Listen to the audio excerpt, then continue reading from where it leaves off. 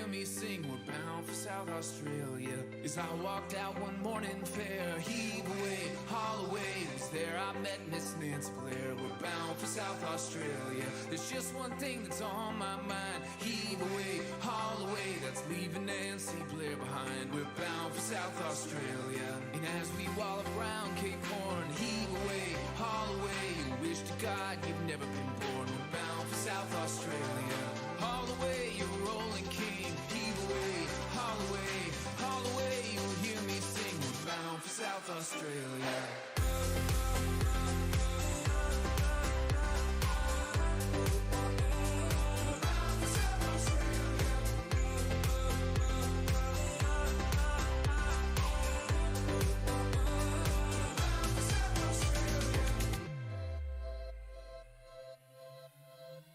In South Australia I was born, in South Australia round Cape Horn. In South Australia I was born, we're bound for South Australia. Haul away, you rolling king, heave away, haul away, haul away, you'll hear me sing, we're bound for South Australia.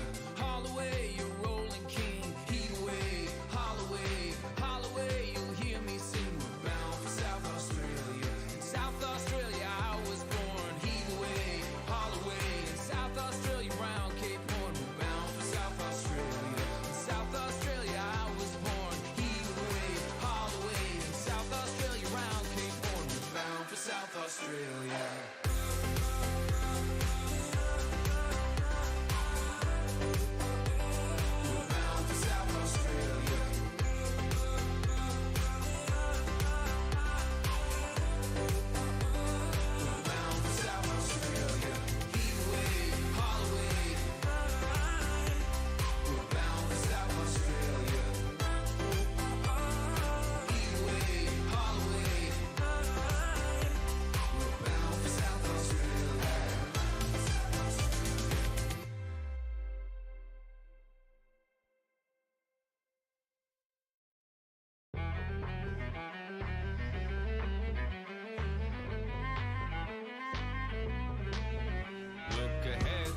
Stern, look the weather in the lee.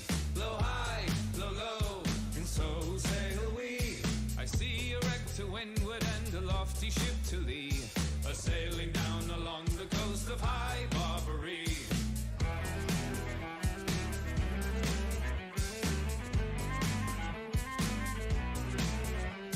And hail her, oh captain, he called o'er the side. Blow high, blow low, and so sail we.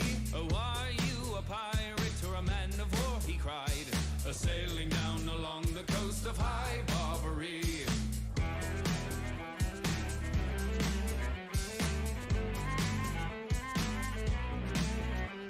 Oh, are you a pirate or a man of war, cried we, blow high, blow low, and so sailed we. Oh no, I'm not a pirate, but a man of war, cried he, a-sailing down along the coast of High Barbary.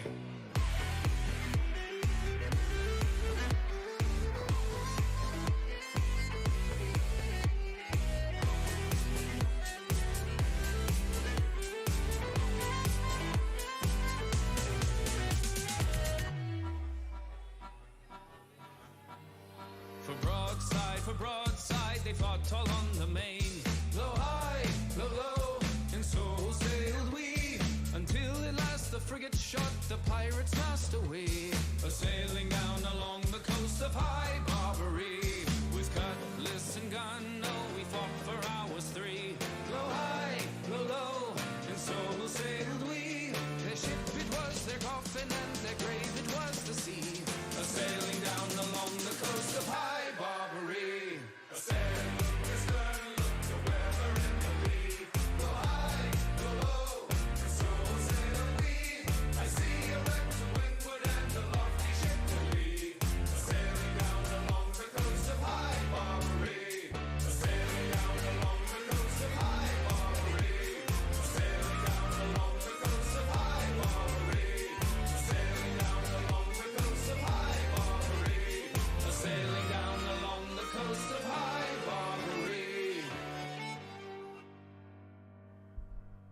Hello, hello.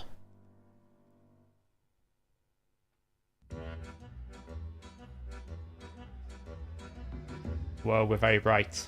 Why are we so bright? Hello guys, let me just sort out my camera. We're extremely bright for some reason. Keeps resetting my settings, it's really quite annoying.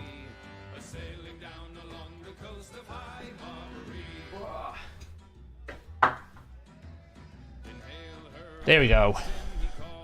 Sort ourselves out. Hey guys, how we doing? How is everyone's weekend? Hello, hello. Yeah, I thought we'd start off with a bit of pirate music. But we're going to change it up now. Put it into some chill cinematic. It's been a busy day.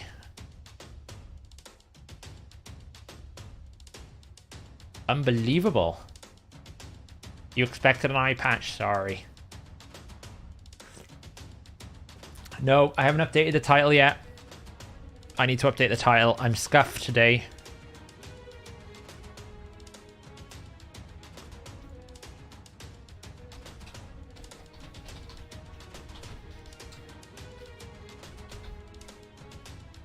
There we go. It's updated now. How do you feel about taking over HH's audience? Soon everyone will watch you. I doubt that. I very much doubt that. I very much doubt that I'll be taking over his audience. How was everyone's times 2 voids? Did everyone get anything lucky? I myself didn't pull a single champion because I ran out of voids pulling for Nia. But, you know, I did manage to get to, like, the legendary book by just making the fusion. Friday was a little bit busy.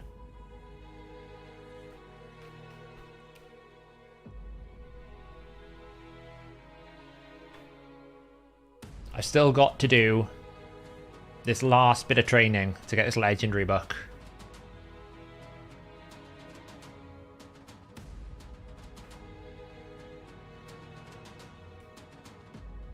Solus, not bad. Constantine's great. When do I think the next fusion is going to be? I think we'll get an announcement this week. We were talking about it today in today's meeting, and I didn't think we were going to get one, but when we looked at the history trends, we normally get an epic fusion that fills the gap between Halloween and Christmas, so we'll probably get something like that.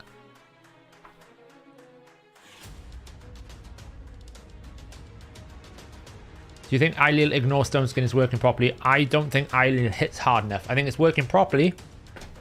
Problem is he doesn't hit hard enough, so it doesn't really matter. When will you finish all the blessings on the website? We are working on it, and actually we're going to hopefully get through a big backlog this week. We're having a bit of discussions about plans this week, and we're going to see if we can get through a bit of a bigger backlog this week. Fingers crossed. I did update the damage spreadsheet today, so if you use the spreadsheet on the Champions tier list, that was updated today with patch 6.20 and fixes some bugs and problems.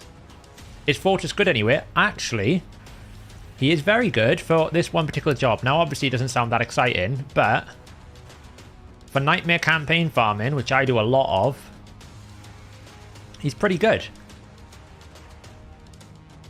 Pretty good. Got a Neathwy. Wow, okay. Daiquiri, if you've got that, you need to change the view. I think if you change it from... I think you have to put it back into like basic mode instead of cinema mode. I can't remember exactly what it's called, but you can change the view. It'll be some of the buttons on the bottom right of the YouTube player. To be fair, I haven't finished building Fortress because I haven't had time. He still needs some books, and because we were going quite light in clan versus clan, I haven't used any of my legendary books. And he hasn't fully got masteries yet, but you can see the point here. You can do this pretty safely. Hey Smurf.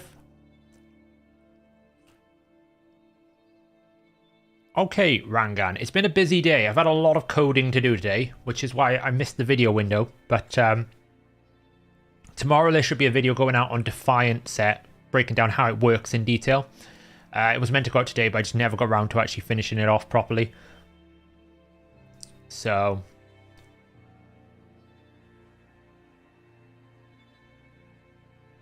We're just doing a bit of training here. Whilst I eat a tortilla wrap, because it's been a long day, I haven't had a chance to eat yet, so it's tortilla wrap day. There is an extra legendary shard event tomorrow. I myself have 26 ancient shards, so I'm not going for it. I'm going to save my ancients. Maybe something good will come in the future. Yeah, exactly. It'll be a breakdown on Defiant set, explain how it works. What I kind of want to do eventually is a clan boss run with and without Defiant set to kind of see like how long you can last, how much extra survivability does it actually give you. But I need more Defiant sets. And we're only just into the Forge Pass Season 5, so I need basically more materials to forge it. Welcome back, Daiquiri. Fortis, to be fair, Anthony, I think they've acknowledged he is still bugged, so there's a fairly good chance that we'll get a bug fix, or at least a change to Fortis's A3 again, because he's not doing the damage he describes at the moment. He's only doing 2% extra, not 10%, so whether they change him, or whether they just correct the description, I don't know. When forging Defiant, what substat should I go for? I mean, it depends, really. You can, like, the thing is, you don't necessarily need to pair it with defensive purposes, right? So, now obviously if you're running a Stone Skin, it's a bit different, but say like you were running a Cupidus, right, and you didn't have Stone Skin, well, you could easily run like an aggressive, offensive-based Defiant set. I think it's handy to have one Defiant set which is based on pure damage, and then I think some other Defiant sets which are based on speed, because you need speed in Clan Boss. And a couple of other different places. But it'll be interesting to see how it goes. What are my thoughts on the rumour? It could happen, it could not. Only Plarium knows. It's a possibility. We haven't had 150 Ancients in a while, you know? We've had a lot of new champions, so... Is Hegemon still worth building? I think so. I think in 3v3, Hegemon still has a place. Obviously in Plat Arena, he's kind of lost behind all the Stone Skin and everything, but I think a full new Hegemon can still do some wonders in 3v3. At least with Hegemon, you force your opponent to kind of have to go second unless they have a Hegemon, so you kind of force that. Is a 6-star Knight Errant Soul good, or at least interesting? Knight Errant hits really hard. Now, he is, in my opinion, on the candidate list for a bug fix, or for a buff, basically. Where is he? He's in here somewhere. Because this hits really hard. This hits really hard. The only problem is it's 4 turns and it's 6 turns. If they bring this down to like 4 turns and 3 turns, then he's really good. As the only downside to him is it just takes so long to get back to his big hit skills. Otherwise, he's really good. I do actually have a 6-star Knight Errant I was going to mess with and then realize it was just so slow. How likely is it we get a guaranteed from the new faction? Now that they've done 2 already in the epics, I don't think we'll get a guaranteed legendary from the new faction, if I'm being honest. If you had a dungeon that went on forever, Fortis would be great as well. I mean, we did run, when we were playtesting Fortis, when he first came out, we did run him in Spider for a very long time, and he was doing like 16 million damage. I think we'll get a Christmas Tree Sylvan Fusion, 100%. Something like, I don't know, an Ent or some type thing. I definitely think we'll get I definitely think the new faction will be the next fusion, whether it be epic or the Christmas one. Is it worth to have Asuga with a new set and bolster for gold 5, or just new set? It's tricky, really. You could put her in Stone Skin. So if you're going to go bolster, I think bolster's worth it with Asuga because she's HP based, right? So you get the benefit not only of the shield, but also the self-healing. It's quite hard to kill her then. I think bolster plus 1 Defiant is probably better than 3 Defiant because the shield will benefit everyone. But it depends on the team makeup, right? We're going to have a look at different options today, probably. In terms of like team makeups and stuff, because I'm building Cupidus out today, so...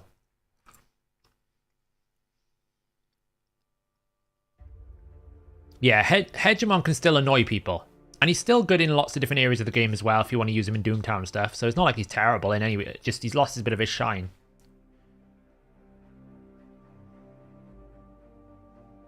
Do you think the new login faction? I actually know the portrait of the new login faction, the new login champion. I actually know what it is. Secrets. What about Acrisia's passive with a new AoE damage reduction set? It will be multiplicative. So the way that I think Defiant will work is it will be additive with itself, but multiplicative with everything else. So we'll do some math in tomorrow's video in terms of how it stacks up against other damage reduction effects that are reducing AoE damage. And we'll see how much Defiant actually contributes in total. But it's going to be pretty crazy on Acrisia. I mean, Acrisia's passive is already nuts. You throw in another 45% multiplication, it's quite hard to see how anyone can kill an Acrisia.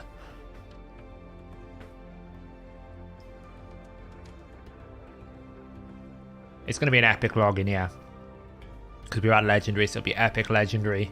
It'll be legendary, which is what we'll get with Arix, then epic, then another legendary. Well done, Swagger. I demoted down to gold too, just because I wanted to farm easier.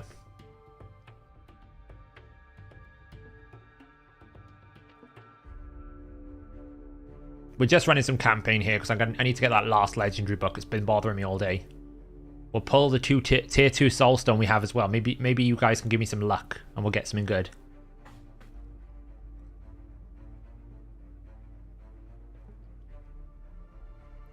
Would you suggest to build a second Brogni or Duchess? There's a utility in having a second Brogni. I have one in bolster, one in more offensive stats. There's also utility in having Duchess, a second Duchess. I think there's probably more utility in having a second Brogni than there is a second Duchess. Just because he brings more to a fight than Duchess does. But it depends if you want a dedicated one for arena or not. That's normally when you want to build a second one, if I want a dedicated arena champ. Oh, by new login champ, I mean daily login rewards, not the new like ninja or anything. I know there's one coming after Arix. Wow, we RNG'd really badly this run. We didn't get any of the fear procs. He's really struggling. But the good thing about Fortis in Nightmare Campaign is he's always got that passive, so if he gets really bad rolls, then he can't really die. Because he's got the passive, it'll keep him alive. Once I get the books done on him, he needs 20% more damage, and I get the mastery that he gets more damage when he kills an enemy, and he gets a tier 6 mastery. Fortis will be rocketing in campaign. I think I can get him down to 15 seconds.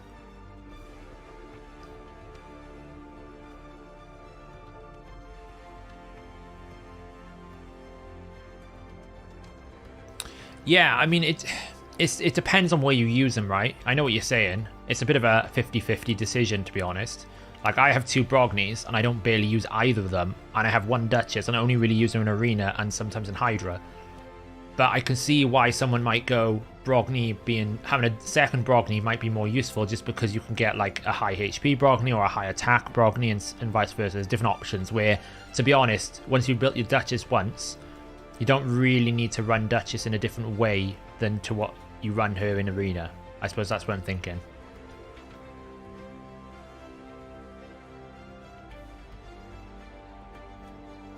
I don't think they need to rework Fear as a mechanic. I think what they need to do is where a champion is predominantly dominated by Fear debuffs, like Fortis, they do what they did with Morrigan. I mean, Morrigan has a solution. If we look at what she does. Hey, Cat, what do you want? Come on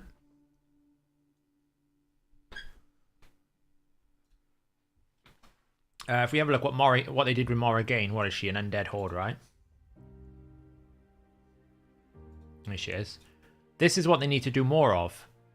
Also has a 75% chance of placing Fear. If it won't place a Fear, it'll place a decreased accuracy on a boss. Give me an alternative. I don't think you need to rework Fear. I just think we need to look at champions that do Fear and give them an alternative option when they're fighting bosses so that Fortis does have a pathway. Now, some champions just not designed for bosses. That's perfectly fine, right? I think that's okay. But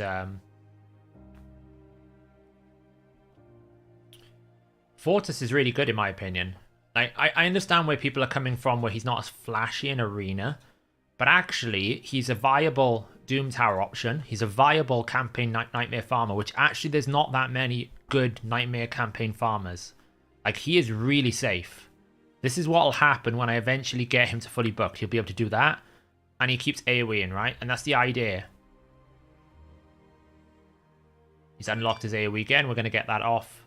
So I actually think he's a very viable option for the campaign farming. I think he's very viable in Doom Tower hard. I think he's very viable in areas where you know that content is going to be a little bit longer.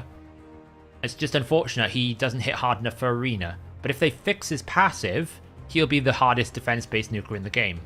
Because as soon as they make it so that the passive actually gives 10% more damage per fear, you throw in opportunists, you throw in 40% extra damage, his A3 now hits hard. Because it's quite easy to activate it. Now obviously landing the fear is a problem, but you can work around that, but at least he will hit hard.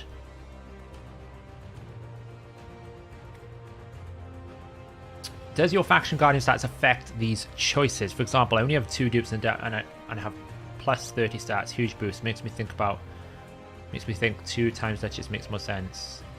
Plus the 30 resist. It can do. I think it's more relevant for speed. So, hey Bob, how's it going? Can doing 12-6 with Skull Crown, can he do 12-3? I don't think any champion can do 12-3 that well. You're doing 12-6 Nightmare with Skull Crown, that's quite an achievement.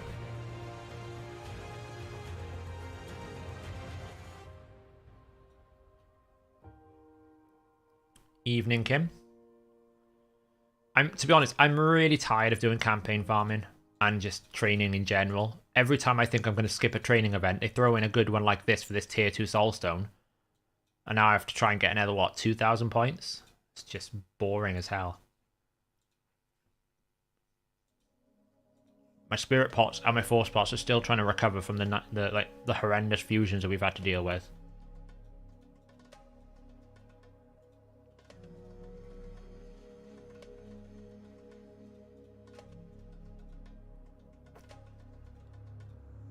I think it is.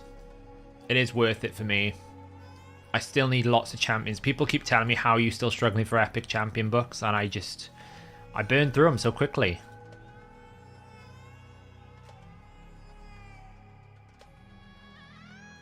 Lysandra is probably, I would argue, the best turn meter manipulator in the game. No one can really trump her A3. It's such a strong ability.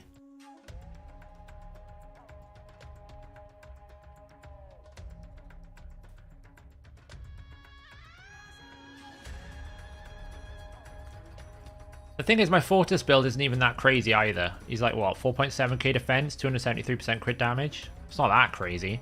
Strong, but it's not crazy, you know? I'm sure Winston Wolfe will have a crazier build. Yeah, please, get me a Necret. Honestly.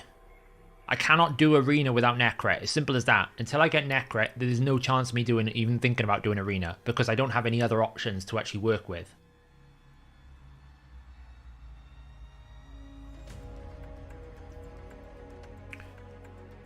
How long has this account been playing? I've been playing since the start of lockdown, which would be February 2019, I want to say. When was the start of lockdown? The years kind of blend together. I started playing just as COVID hit, pretty much. Around about that March time. Yeah, to be honest, Kim, I feel like I pick up a lot of books. I just have so many champions I want to book and build. Now, that's a problem with content for me. There you go, yeah, March 2020.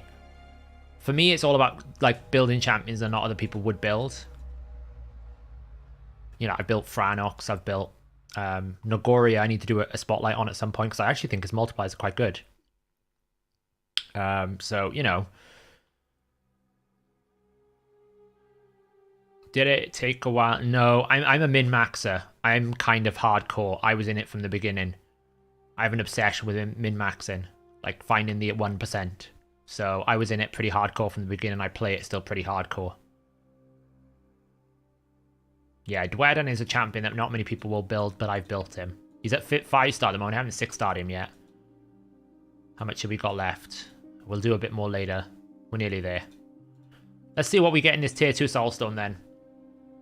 This is what all the training was worth. Hello from Brazil. Yeah, Nogoria's damage is really good. Okay, what are we going to get? Oh.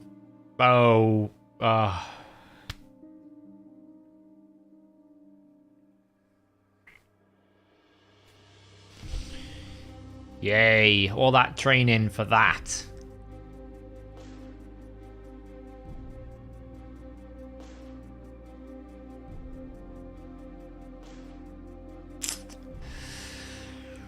I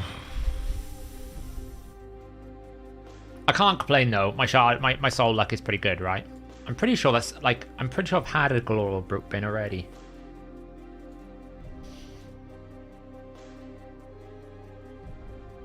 I did pick up a Cupidus today. We have a 1-star Cupidus now. I felt it was worth it for Lightning Cage. Look at all the legendaries that I don't own that I've got sitting here. There's like 2 that I have. I picked up King Galkobar the other day. Great, I don't have him. We are getting close though to another tier 2 there, which is pretty cool. We'll have Hydra awards in a couple of days' time as well, which is nice. But there you go. All that champion training to get this damn thing, and I got nothing out of it. How frustrating is that? So, there you go. Has anyone been doing these tournaments, by the way? I've done them both so far, because I felt like the coins were worth it. A lot of people seem to be, like, ducking out and not bothering with it. To be fair, I haven't actually tried to win anything. I've just got to the reward that I want. Like, I can't really be asked to farm all the way up to here. That's not worth it, but...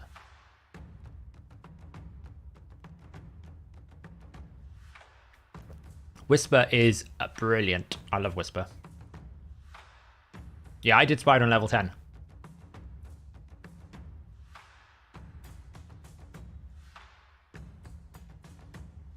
I've got my book, so I can peace out of this tournament now. Hopefully my clan makes Sandre. He's working well. Is winning the lead at the moment. Can win that. I think he's already got the skin, but, you know, hey. Why not? I can't be bothered. It's very difficult for me to do this without half of the meta. Like, most people be running, like, a Kaimar team, or with their team, or something like that. I literally have none of those. It's really hard. I've been running, like... I think my combo has been something like this. I built up a Morrigan quickly, but I've also been running, like, alternatives as Go Second with Vogoth in there every now and then. Sometimes I'll use Candy. Sometimes I'll use Harvest Jack. It's been a bit of a mishmash of champion teams. Nothing really planned.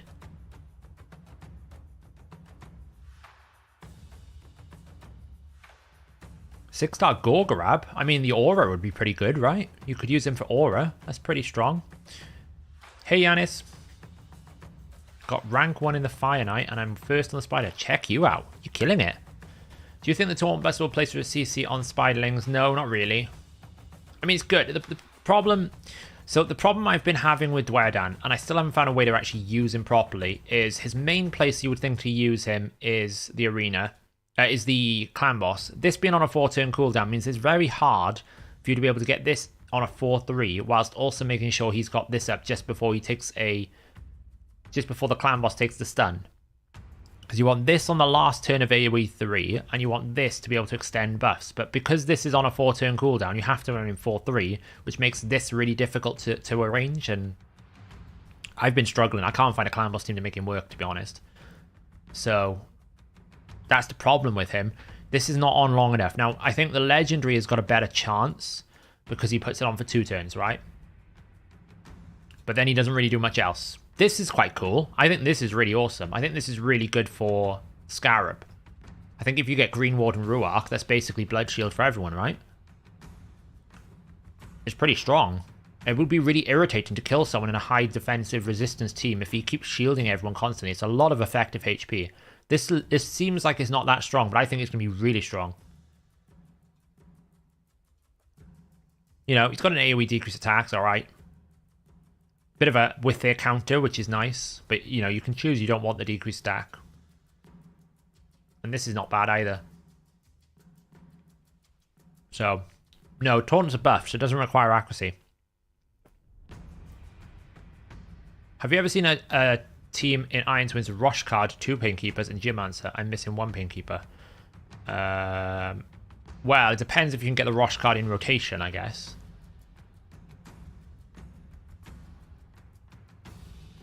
I haven't seen it personally. I don't have much experience with Unkillable 9 Twins.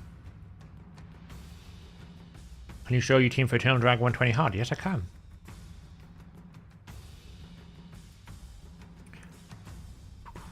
If it lets me in. I haven't got a silver key, but it should be fine. There you go.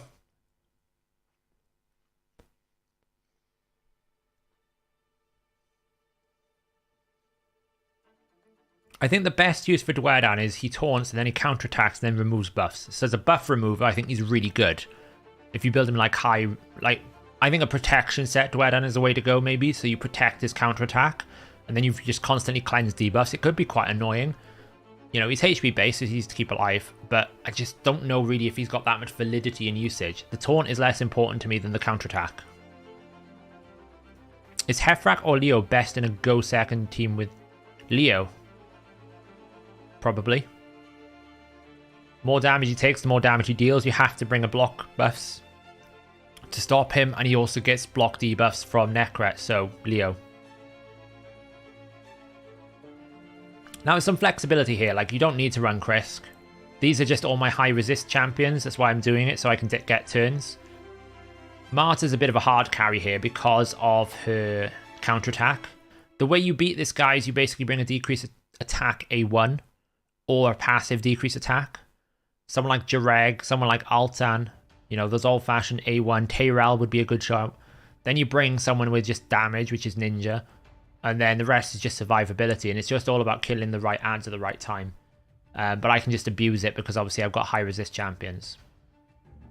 Do you rate Genzin as an arena nuker? He probably doesn't hit hard enough, followed me. But it depends on what area. If you're in goal 5, he's probably good. He's probably decent. What do you farm this rotation? I farm Guardian. Guardian is a really good set. It's Solar's good for things besides arena. I mean, you could do a lot of damage in Clan Boss. Can you use Valk instead of Marta? Yeah, of course. Marta's really only in there because she's a decreased defense A1 and she's got counterattack, which means I have a higher uptime on my decreased attacks. But to be honest, you could run Marta, it's the same thing. Just you need to make sure that Marta can take... you can run Valk, sorry. You just need to make sure that Valk can get her counterattack off, so she'll need to be built in resistance. Marta I've got built in quite a strong build. She's at 455 resistance and 377 accuracy at 259 speed. She's built really well because she's built in Bobble teams. She's built in some of my strongest team. Yeah, Souls can go in Hydra. Faction Wars, so... Hey, I've got a question about Doom Tower. I'm hard stuck at floor 37. What types of champs should I look for? My only Lego is Ultimate Death Knight, and only 6 stars I have right now is Geo and Ultimate Death Knight. I assume you're talking normal. It's a bit difficult for me to kind of... What waves you got? Oh, it's a Sify Rotus wave. Control is the answer, OG Glasses. If you have any AoE champions, put them in a stun set and just try and outstun them. And kill the Sify as quickly as possible. Once the Sify's dead, you should be okay. But that's what I would suggest you do. Like, for me, obviously, I can just power farm, but that's what I would suggest. AoE stun sets, AoE, any champions with stuns, just try and control them if you're struggling to kill them. Floor 39. 93, 94. This, yeah, the problem is Venus is very fast. So... like, this is the team that I run for Doom Tower. This is basically like freeze. I've got two forms of control, freeze and provoke. I've got enough buffs between Lydia, Duchess, and Krisk that Seer is going to one-shot, and then I'm just waiting because I don't have a Kaimar, and I can't really support a Renegade in this team. So I just run this team. Between Gergo and Krisk, we can just keep the waves controlled. So they can be any control champion, right? That could be an Astralon, that can be a Basilius Rowanus, that could be a Crypt Kringal, that could be anyone with stun, anyone with provoke. I've used Umbral in here before, Umbral Enchantress, 2-turn provoke. You just need to buy yourself time and get yourself ahead of the curve. Sylar used to be a good option that I used in High Doom Tower. What happened to my starter, Ray? She's still around. She makes an appearance in a secret room every now and then. There she is. Where is she? Oh, look at that. She's not even in a vault. That's how much she gets. She's even 5-star. Look at that. There's my starter. What do I run for Nether Spider? A Paragon Cheese Strat, Paragon Solo. Yeah, Sleep and Fear is not that reliable, but it's okay.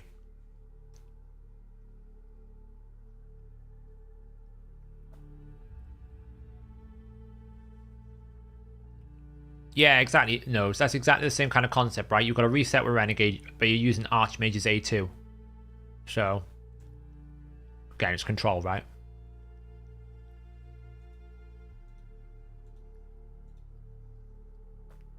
What are we doing then? Can we get any free wins? No? Okay. Apparently I'm 4th in position of a tournament. I don't know which tournament I'm in.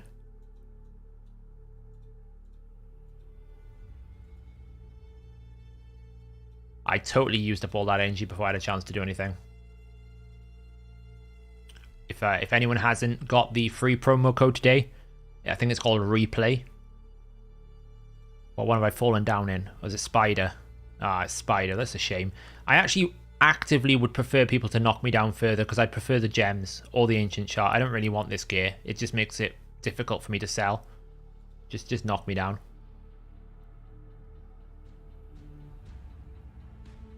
Yeah, Marcin, I've actually logged as a bug report and I've had confirmation back that the developers are aware of the bug. So that basically means it might get fixed, it might not. But they're aware of it. Archmage is an underrated epic for me. I think he's one of the best epics in the game purely because of his control and his buff potential. You can use him anywhere. One of those champions where he doesn't need to, he can be damage if you want, but he doesn't have to be. He can be a buffer if you want. He can be a crowd control.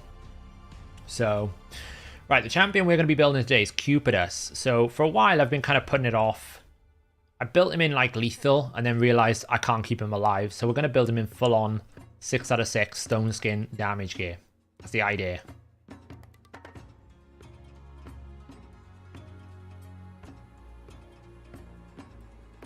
At some point they will fix the bug, Demetra. At some point.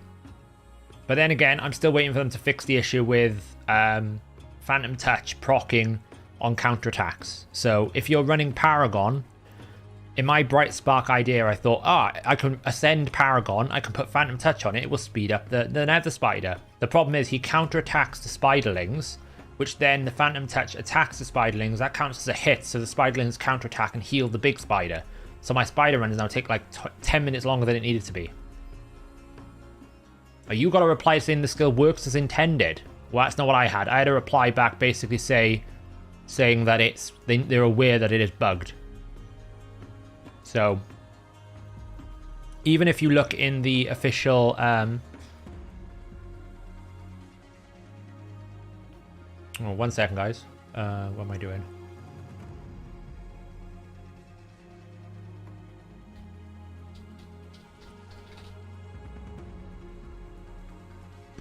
Yes, even if you look in the Arrayed official Discord, in the known bugs, we're forwarded reports about Fortis's A3 damage calculator in confliction with his actual damage output. Thank you. So they are aware of it. So we'll have to see what happens, right? Kanoiki 6-star Awakened. I mean, if you've done your faction wars, there's not much use for her. It shouldn't do that anymore, Renesh. I think they stopped self-damage. Pretty sure.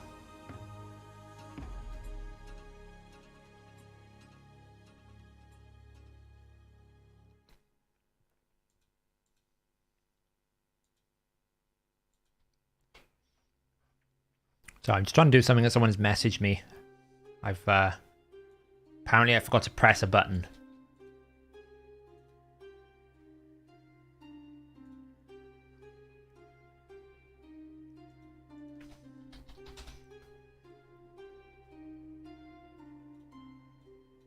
Delete message. Joe, I'm all over the place today. Right, where were we? So yeah, Phantom Proc counts on counterattacks because it's counted as the separate hit, not the attack. So therefore, it counterattacks the counter. If you counterattack with Phantom Touch and you proc it, the counterattack on the enemy then counterattacks you. It's very, very annoying. They'll probably just change the text, Eco. You're right, probably.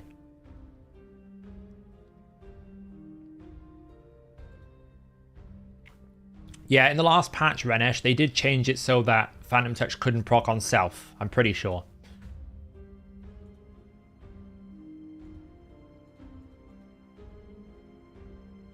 Hey. We already have some decent Sylvan Watcher stuff, but not a lot, to be honest. I need to farm more Spider. But, you know, between training with everything else, it's just finding the time is brutal. We don't want that. That can go. That's useless. Did HH have Valkyrie in the Clan Boss Challenge win?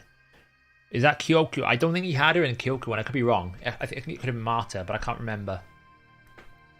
It could have been Valkyrie. Right, so what do we want in Cupidus? We don't want speed. All we really want here is as much attack percentage as we can. Because I'm thinking we're going to build Cupidus in Stone Skin, 6 out of 6, ultra slow with Venus. I'm just trying to see if we can tank it. But this is pretty depressing that these are my only attack percentage banners. So someone like Phenax. That's probably why I have this on, to be honest. Because it's my best one. It's really, I really need to get more of these. It's actually quite shocking. I only have that many. That could be good, but you lose a bit of base stats, so what you gain in the percentage probably isn't worth it. And he's already going to counterattack anyway, so that set is useless. That's pretty painful.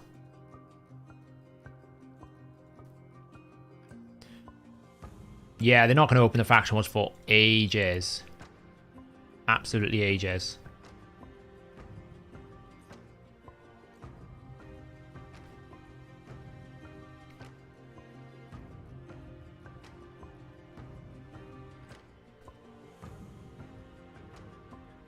So here, what we want is basically attack flat stats.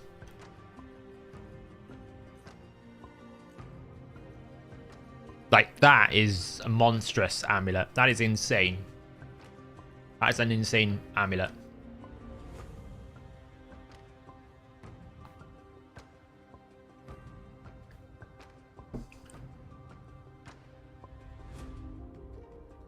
So, what I would say about the bug fixes, guys, if they do bug fix anything in a patch, I will let you know. I check the static all the time.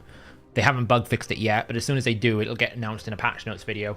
And I will let you know when they change things. They'll probably do it silently, if anything. I feel like we're going to have to take this one off Shamael because it's such a good one. Like 68. We'll go with that one.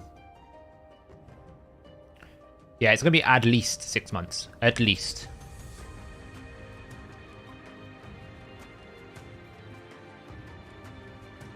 So I'm just doing accessories, and we're going to do some optimization, see what we can find. I just want to check if I've got anything unleveled as well. Oh, Phenax is hogging all the good gear. Look at that. Wow. That's nice. I know why my Phenax hits so hard now. Fortis, yeah, I think he'll get fixed. But even on his own right now, he's not terrible. That's what I would say to people is, he's not awful right now. He's not like Jingwon where he has no use. He's just very difficult to enable. Requires setup. So that's all I would say. To be honest, I think that's the best one. Because unless that rolls that...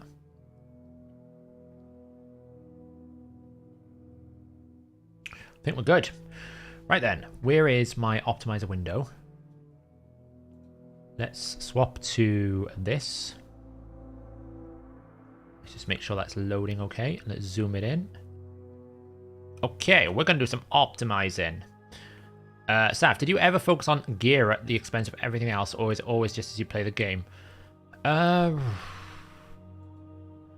be honest, I stopped farming gear a little bit because I just can't get much improvement. So,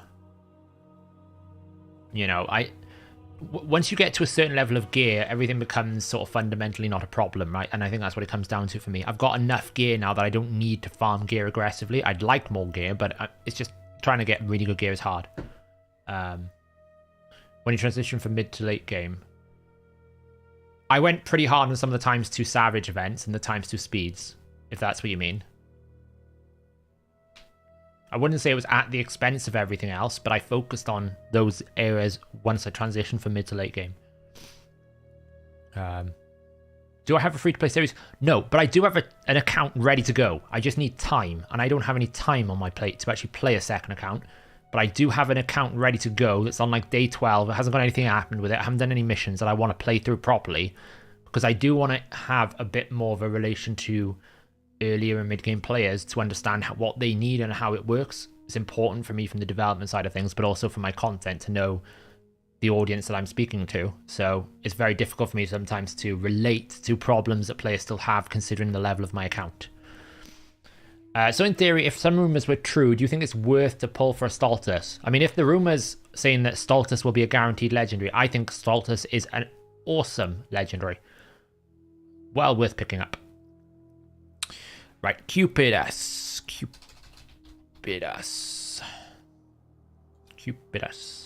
Good news, GPU is supported. Awesome. Send me over here then. Damage mode. What do you guys think of the new mode selector? I was trying to make it a little bit easier for people to find the right build. I feel like it's an improvement.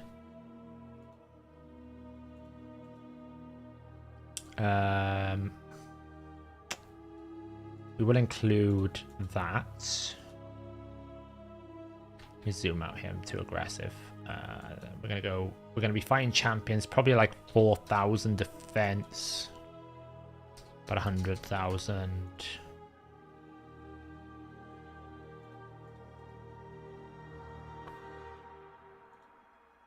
We'll go with aura.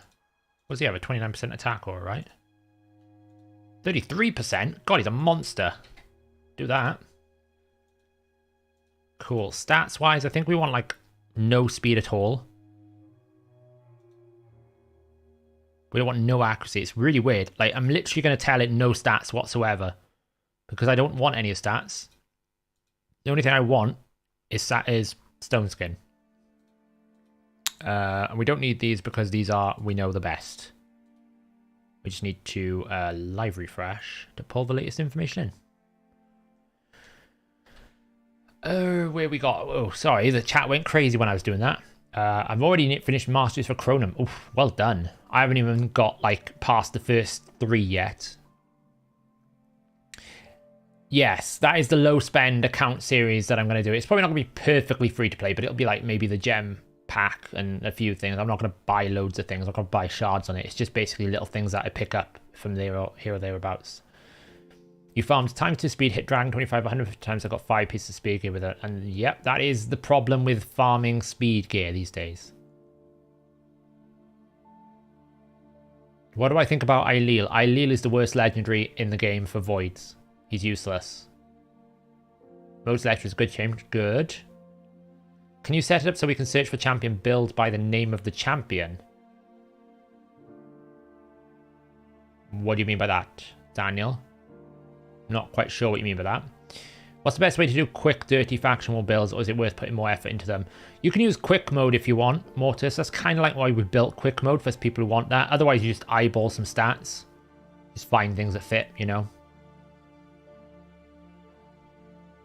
The damage option doesn't work on your PC. If balance works on your PC, damage should.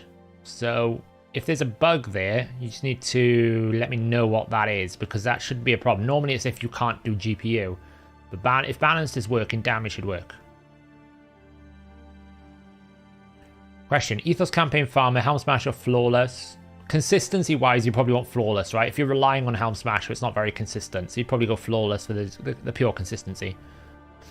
My optimizer don't work properly. It's not refreshing my real stats. Example, I have a champion 6-star, but when I connect the optimizer, it's only... You need to make sure you run the extractor again. Christian. I can't say that. Christian. You just need to run the extractor and upload again. You know, I've got my extractor open here. Upload to the website, and then it should refresh your account data. Have you tried Goffred, Saf, with the slow lethal Cupidus? I don't have Goffred, unfortunately. I did not get him. Ailil worst until we get Arix after 2 years of playing. Yeah, probably. Oh, okay. How strange. That's a device thing, is it? I've never heard of that. If Wolfie says he can't get it to work, then I would be useless. When I use the optimizer for high effective HP and ask the optimizer that the build has a certain accuracy, it will give me the best build, but it will ignore the minimum accuracy requirement. Any idea? It shouldn't do if you're using... So if you're going to start a survival mode and you're setting a minimum accuracy in stats, it should respect the minimum accuracy. Now, if you tell the thing that you've got an accuracy buff, then it will drop your accuracy down to what you would have as if you're buffed. So make sure you don't have the accuracy buff on if you don't want that to happen. On the teams or team optimizer tab, is there a way to show our best team? So Helder, that's actually what we were talking about today. One of the things that the maintenance we had a couple of weeks ago allows us to do now is to be able to build stuff like that. So in the next couple of weeks to months, you should start seeing more features added to the optimizer where you'll be able to see your stats, get some analysis on your gear, your build, give you some insights on how to do stuff. It should be really interesting, especially if you're a premium user. You'll get more of it, but obviously we'll try and bring as much to the free people as we can as well. These things take time to develop though. There is a tab that has presets for different champions and different types of champs. Can I search and that? You mean here, Daniel? Like obviously normally you would go to champion, you'd go to here. Are you talking about like having a preset for a specific champion like this? I don't know why it keeps defaulting back to that. These actually don't work, but they shouldn't be there. So on GPU, not that. Damage, A1.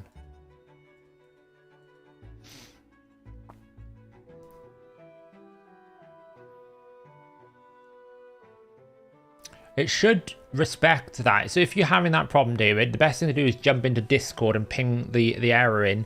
Me and Wolfie tend to keep an eye on it, and we can troubleshoot better that way. Right, let's build this champion out. Otherwise, we'll never get anywhere tonight, as we always do. We want increased attack, aura, battle stats. I don't want any of these. No, I just want stone skin. And I'm willing to glyph 5%. Oh, and I also want to do that.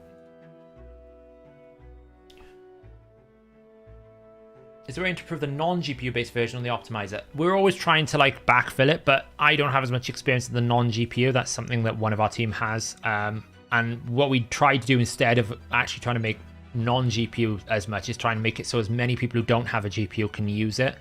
And we've actually started collecting analytics to see what the difference is between GPU and non-GPU. Yes, cool. It's a typical stream where I'm about 40 minutes behind my actual plan.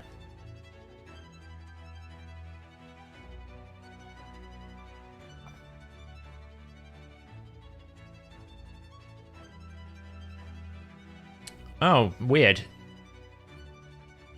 Sometimes if you set a minimum, sometimes it can like eliminate some stuff. But I've never heard of it actually then find the build after you drop the minimum defense. That's a bit weird. Like, the thing with the optimizer is it's an algorithm, right? So it's not perfect. There's got to be logic that it has to do to like eliminate pieces that are not relevant to different things. That's why the priority is kind of a thing, because it eliminates builds that are not relevant to the priority and different things like that. So we're always perfecting and refining it. That's not a bad build. Look at this. That's not in stone skin. I told you to put it in stone skin. Oh, because I forgot to put 6. I'm an idiot. There we go. User error. That's a bit better. Only taking it from Ultimate Death Knight.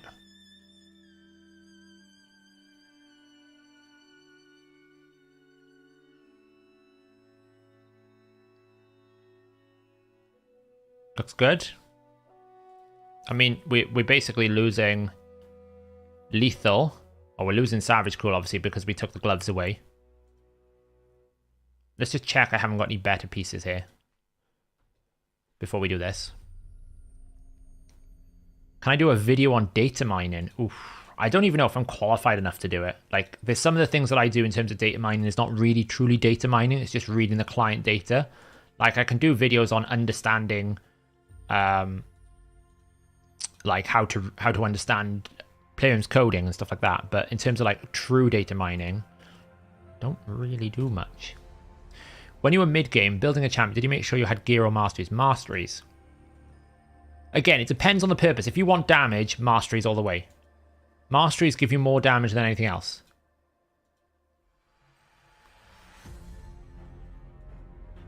When you build an arena nuker, what number do you use for the opponent's defense? If I know I'm doing decreased defense, I'll put it quite low. So if I'm bringing a Ceres, I'm going to land it, I'll put it like 1200. If I know I'm not going to land it, I aim around about 4000.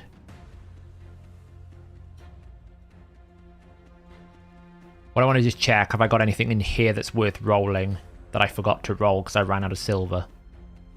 Which happens to me on a regular basis. Doesn't look like it. I mean, we won't talk about the fact I've got 170 items in my inbox of stuff that I could easily trade in. That I need to do at some point. I mean, is there anything like big looking here from stone skin wise? Some more bolster there. We're looking at 6-star. Is there any 6-star stone skin pieces in here that look potentially interesting? That could be. That could be. Considering I have no gear space again.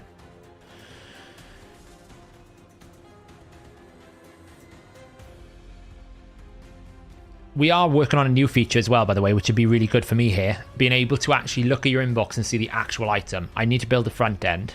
Once I build a front end, we'll be laughing. Oh, see, these pieces are really good, but not the pieces I want. Do you know if Taunt working on Clan Buster Buggle, that's working as intended, I'm told. That's exactly what it's designed to do.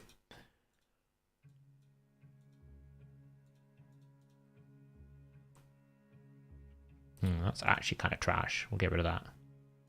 Then again, it's HP percentage. But it's got attack on it. It's kind of trash. Can I, like, equip people with some gear? Who hasn't got gear right now? Who wants some gear? Anyone interested in receiving some luxurious items from my inbox? Oh, Nagoria. I'm not going to build you in a while. I can always swap gear out. Let's give you some juicy gear. What do you want today? You can have some wonderful cruel gear from the inventory. Purveyor of all good things purple. Here you go, have that. Enjoy that. Tell you what, you hog that. That's a bomber's kind of thing. You have that there. You don't have that as well. Cool. Enjoy that. Right. This looks familiar, right? Yeah.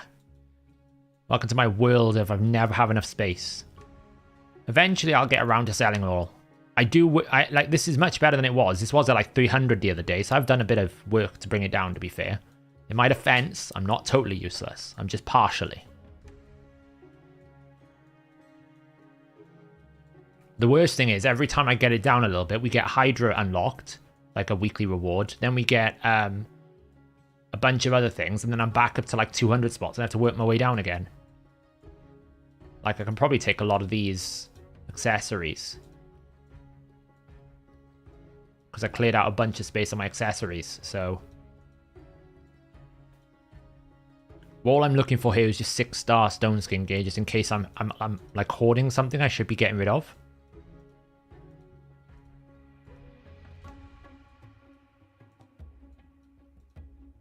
I mean, it could be Sacred Order stuff in here. I haven't even thought about that either.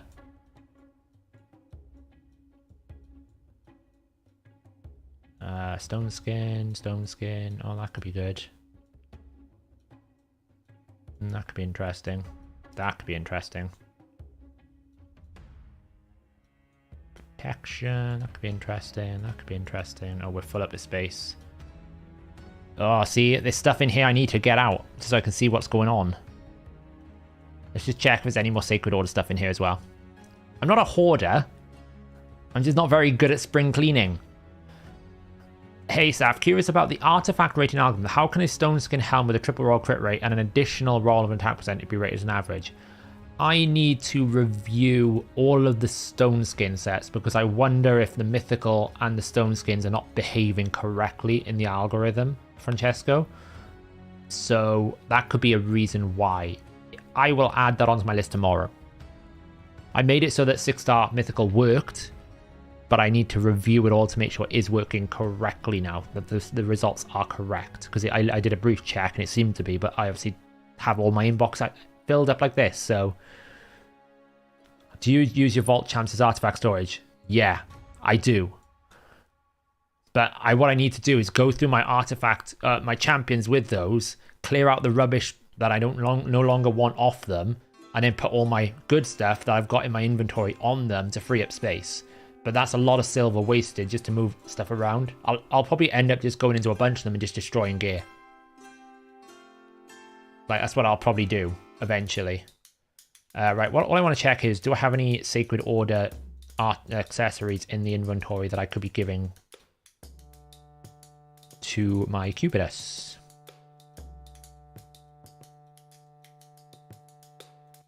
I think Hydra's caused the biggest problem because you get so much influx of artifacts every week now that even if you're being quite harsh and selling them, you can still fill up your inbox.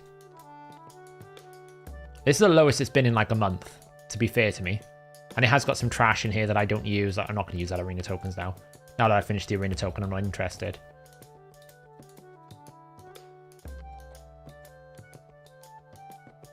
Don't look at it, Max. Do you think Gwyneth is worth 6 stars? Yes, I do. Gwyneth, if you check the channel, there is a spotlight on Gwyneth. She is actually very good. In my opinion, she is solid. See, normally I would be doing a bit of a gear cleanse right now because there's an artifact enhancement event. I try to double, dip twice in there and basically see if I can get double the value. Like, that's pretty trash.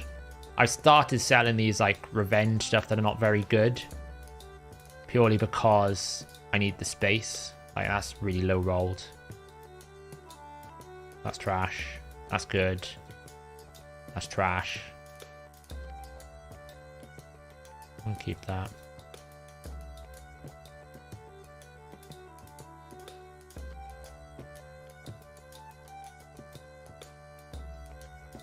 Right then, let's see what we've got in here.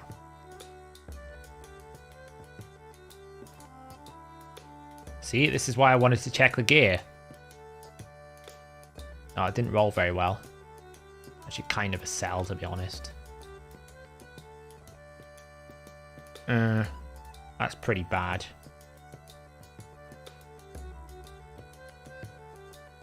That's okay, but not what I want. That's more like it. Crit damage. Okay, we take it. It's not bad. That's not what we want. That's not what we want. It's not what we want. This is like stuff I need to sell that I just haven't got around to yet. Boom. Boom. Boom. I've run out of space already. Who else wants a donation of gear? Who are we going to give it to?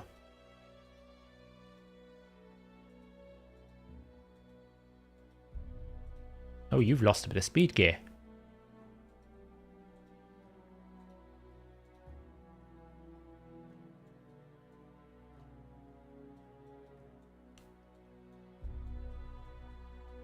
Here's divine speed. What happened to it? Speed gear. Oh well, you can just have, I don't know. Have a speed piece. Congrats, love. You just got a speed gear. Riho, I'm going to use at some point. I really need to rebuild Raglan. I don't know why I thought it was a good idea to build her in Frenzy. I was having a bit of a weird moment in my life. Thought it was a good idea. Oh look, Marinix is like chilling here. Give her some gear. What does she need? Crit rate. There you go, have that. Make you happy, and then you can have a wonderful piece of Savage gear.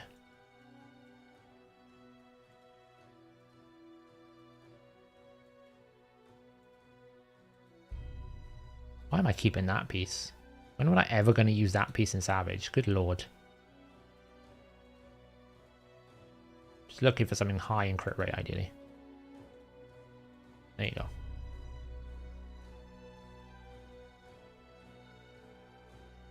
Has everyone noticed random fails on the Myth Fu Comp for Spirit Clan boss? That will be happening, Koala, if you haven't checked your ratios for Seeker with your DPS champion. Basically, what can happen is one champion can resist the decrease speed debuff, which puts it out of kilt then for the next turn. So you need to make sure you check your rotations, your ratios. If you check Dead with Jedi Sight, he has them on the Mythfu page. So you should be able to check why you're having that problem.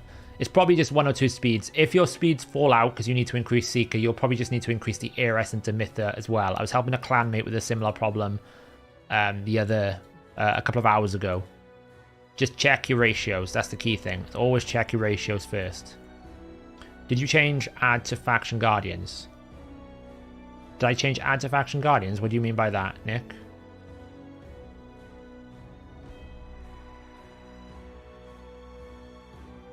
We're done.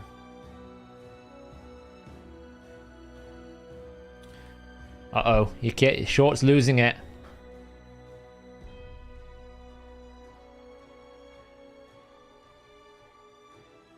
Yeah, that's the problem with thing. This is the problem with Mythic, right? Mythic is a great idea, but trying to get actually good Mythic gear is really hard. Like, there's a good spread of stats.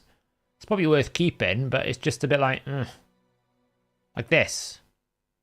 I'm never going to keep that unless that quad rolls. The only way I keep that is if that quad rolls HP percentage, and it's not even rolled once, so that's a sell.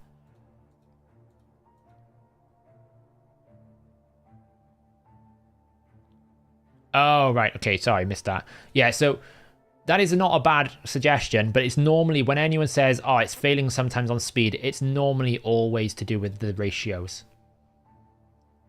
It just means that there's a potential chance that you can resist the speed debuff on one champion, and that then causes you to fall out of sync for the next turn. So if you get the speed ratios correctly, it should be fine. I'll get you a link now. Hang on, Mythfu.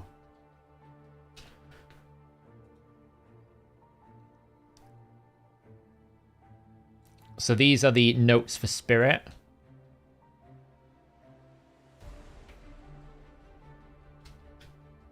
So if you're having problems with Spirit, make sure you check these. The ARS is greater than 282.9 true speed, so that's the speed after the aura, and the DPS needs to be greater than these speeds here, so that equation. So as long as you've done that, you'll be okay.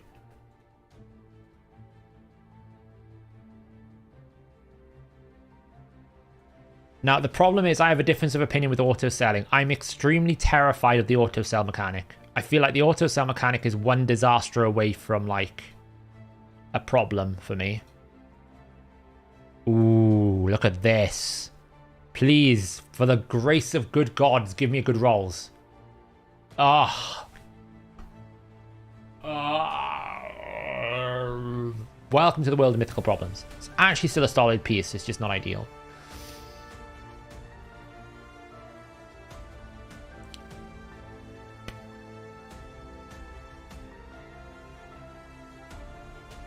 I don't think any of these pieces are any good now. That could be a solid piece. This piece is actually great for a Madame Cerise if it rolls well. Didn't roll well, but it's still pretty decent.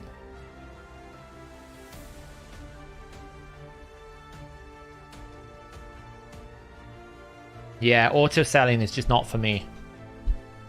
I don't mind doing it like per battle. It's just the inventory selling sounds like a disaster waiting to happen. Would you like to see mythic gear trickle down to the rest of the game? I don't mind it. I don't think it's a problem. I don't think it's like crazy strong.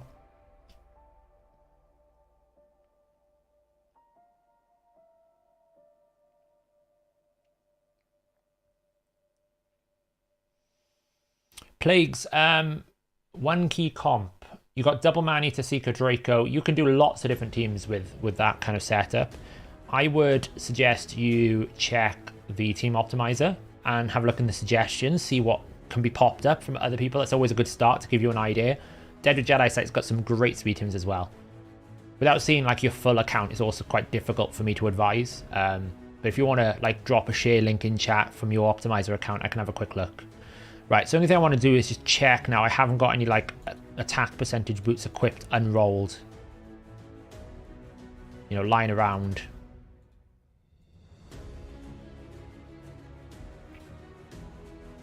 No. That's so laggy.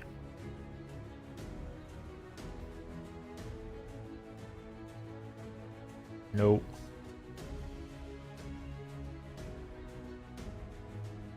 Oh my god, it's laggy. It's so laggy. Crit rate.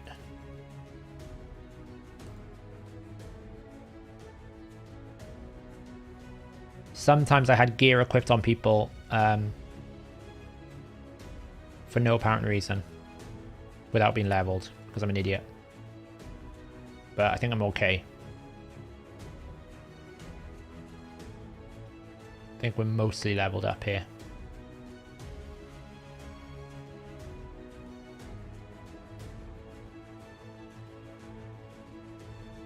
Okay, cool. Let's just live refresh. We'll do another optimization run.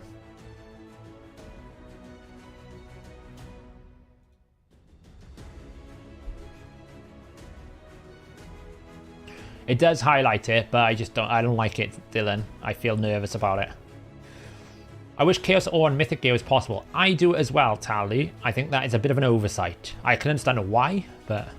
Have you played New World on that fresh server since launch? I haven't had a chance, believe it or not. I keep meaning to have a try, but I've been working all weekend on different stuff, and I'm just behind. And at some point, I need to find time to just not do anything. So, I managed to catch a few hours to watch the Formula 1 Grand Prix on Sunday, but apart from that, I've been flat out. Is it possible to turn a 2-key Myth Air into a 1-key with better gear, or does it involve finding... a 2-key into 1-key is all about gear and blessings. Blessings make a significant difference to the ability for you to 1-key these days. What would be the best new quality of life change for you? Centralization of currencies. Having a centralization of currencies into a market where I can use that currency to farm from different areas of the game that are no longer relevant to me as a player, that I can then buy stuff that is relevant to me as a player, like glyphs or chaos or more legendary books or some champion fragments or different things like that. Right now, farming gold, like me farming arena, is utterly pointless. I did it for the tournament. I won't do any more. Like, I've done 11. I've done my daily. I won't bother. There's no point. I never demote. I never go up. I never go down. So, classic arena is pointless. So if we can centralize some of these currencies and get some, a market, replace this market with a bazaar, that would be the best quality of life change for me. Guardian boss is the best to farm, in my opinion. So that's the build it's recommending for us.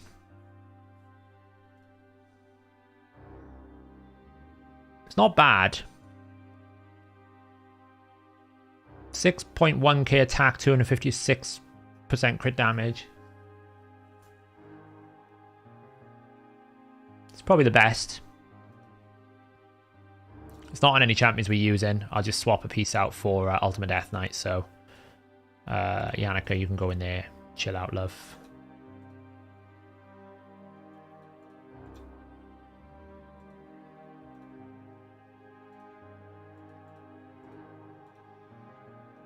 Right, so Cupidus, where are you, boyo?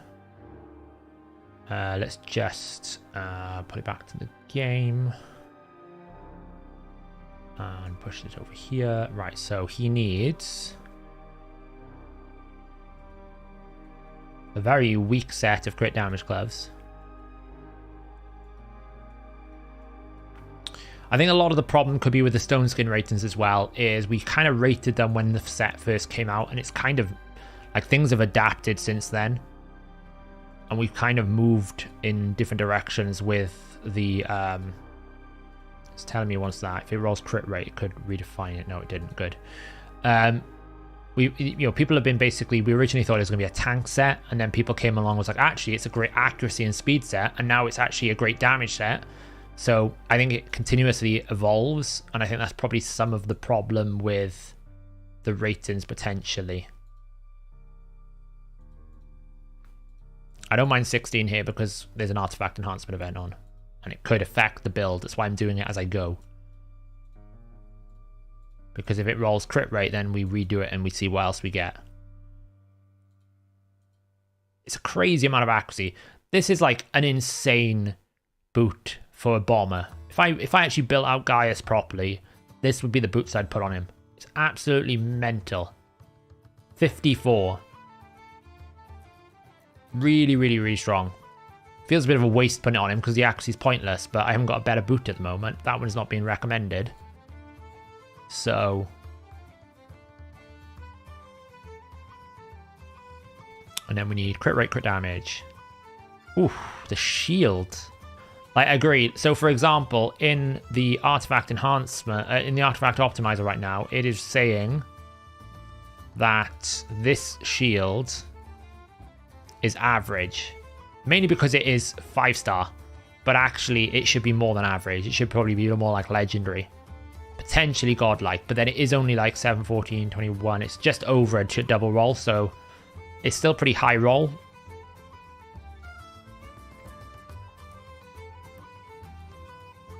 And like this piece here as well. It feels like crit rate is just not valued very highly in Stone Skin. So I'd imagine that's what the problem is. Crit rate. Because this helm is pretty juicy. Like that's a pretty juicy helm. But it's not rating crit rate at all. So I will have a check tomorrow to see what's going on with the mythical ratings and the Stone Skin and probably protection set ratings as well, and just make sure that they're balanced appropriately, because I don't think they are. You know, this is rated as very strong when you could argue it's probably a bit stronger than that. I'm out of space. Can I sell something I don't need? That's a pretty good piece. It's a pretty good piece. That's a pretty good piece. Is anything not a good piece? That's... that's an alright one. That's an okay one. That's a sell.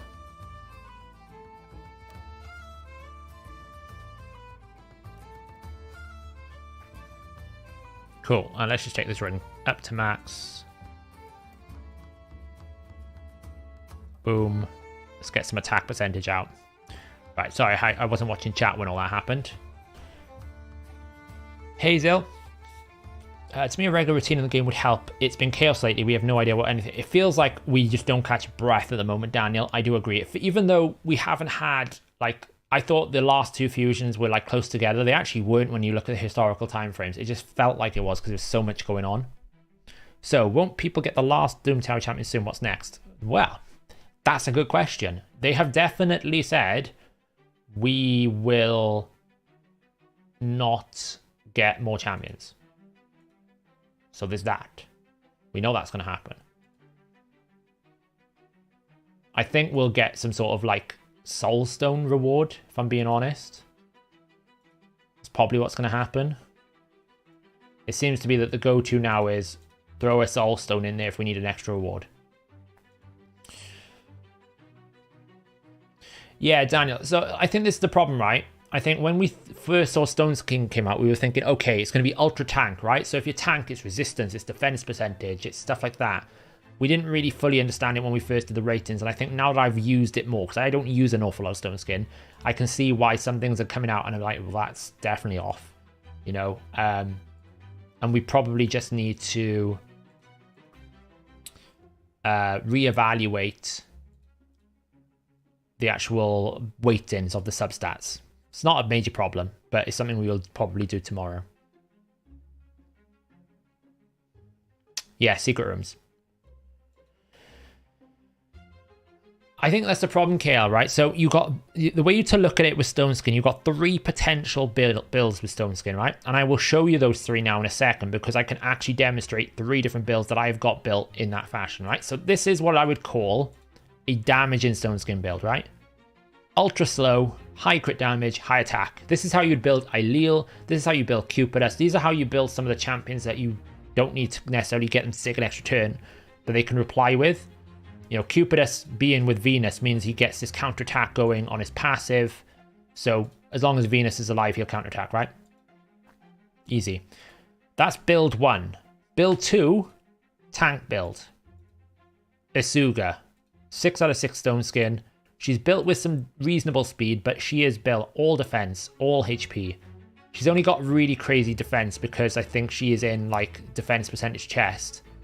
And I also think I just got some crazy defense rolls. I haven't even got that many crazy defense rolls actually.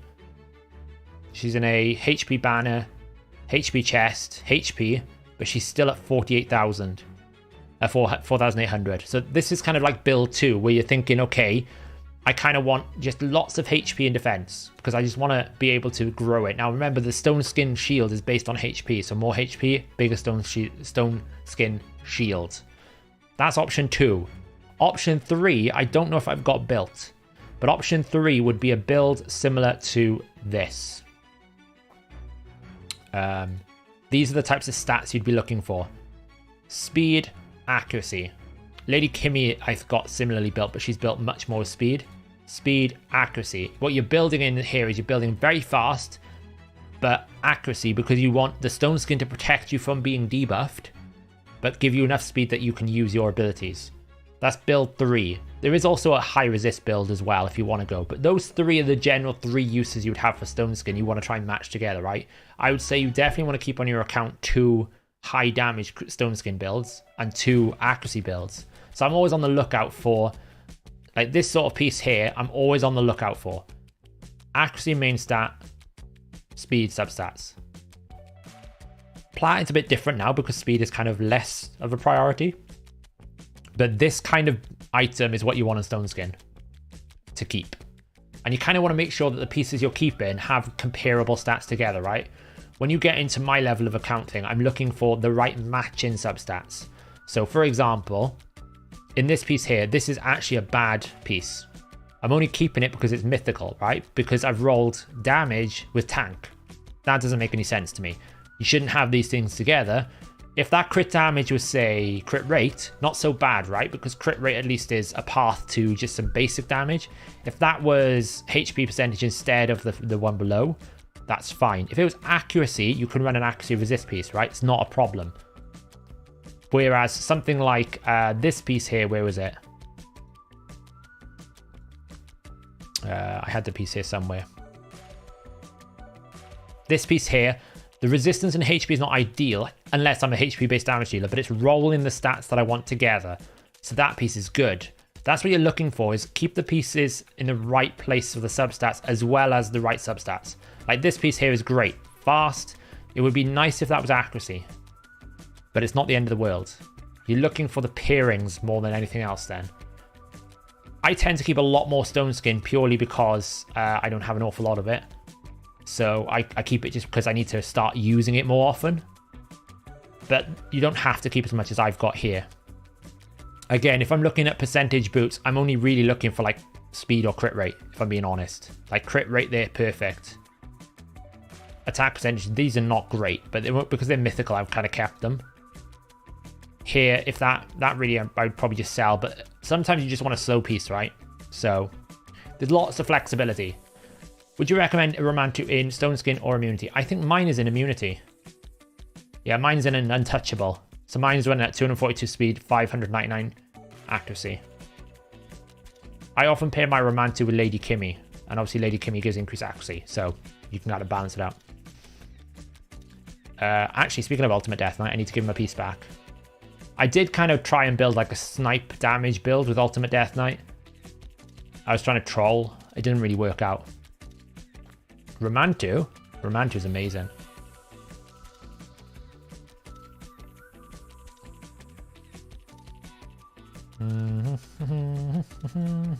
Crit rate, there you go.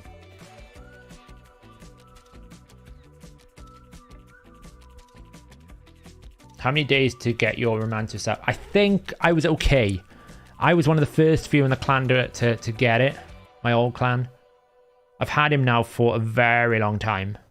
Probably months. I had a lot of tier 4, tier 5 glyphs saved up, see. That's the biggest thing you can have a hurdle for now, is getting the glyphs. But, I mean, he's all about this, right? Block passive skills. Pretty good.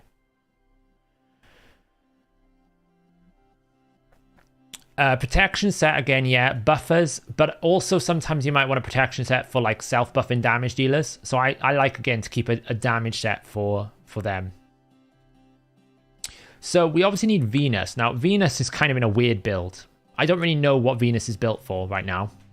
I was trying to build an Ice Golem in like a relentless resistance build, but she's kind of in the middle of nowhere. So I'm quite so I feel like I could rebuild her.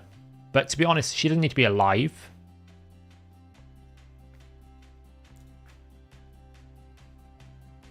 The key thing I want to see is whether or not it can compete with these types of teams now, right? So we go...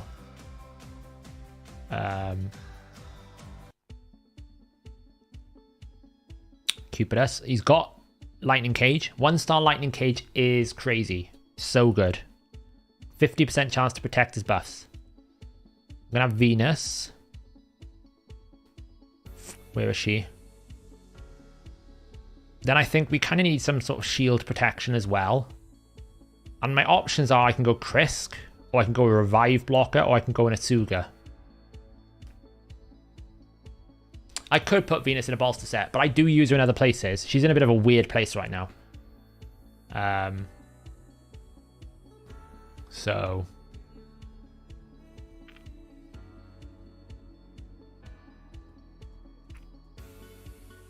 the fun one to do is this.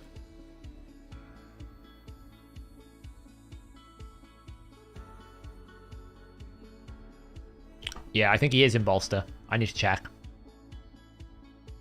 Let's see how it goes.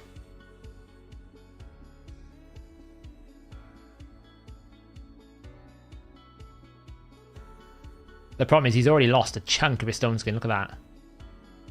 Obviously, we can replace the shield a bit. Now it's a case of how many times is he going to get hit before we actually get somewhere. It's going. He's doing work. Oh, he's got a turn now. It's kind of working.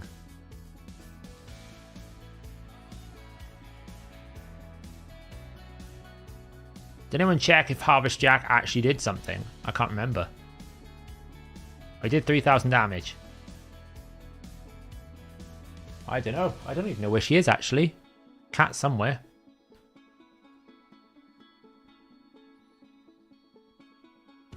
Yeah, it's really... this is a problem I had, right? I built him without stone skin, and then I realized I can't keep him alive.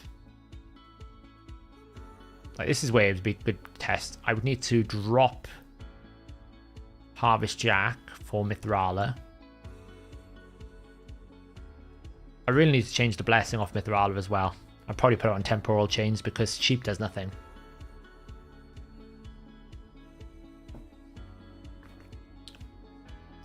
The only problem here is I've just taken Harvest Jack away, so bit of a problem. Oh wait. God, that passive is broken at times. Oh, she's doing all the work. Cupidus isn't even like allowed to take a turn. Here we go. Boof. Venus did all the work there. Do I use Candy a lot? Yeah, I mean... Candy's just chilling in defense. Candy kind of wins all the time. Some of my arena defenses here, I'm just shocked that I'm winning. Like, it's not anything special. There's no cleanses here. There's nothing really... This is like a 2021 team. Be surprised how often it wins. He hits really hard still. If I get a 6-star blessing for any of my champions, who are Baron. Baron's at 5-star, he's already broken. I still value Swift Parry for Candy. Because he already gets a Veil buff and everything else. He's already pretty safe. Can he break through with the Crowned? That's the question.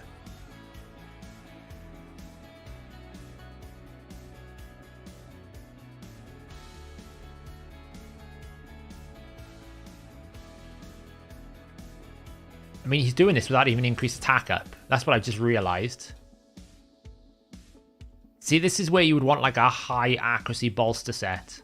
Because actually that passive is really strong. Venus is doing just as much work as Cupidus here.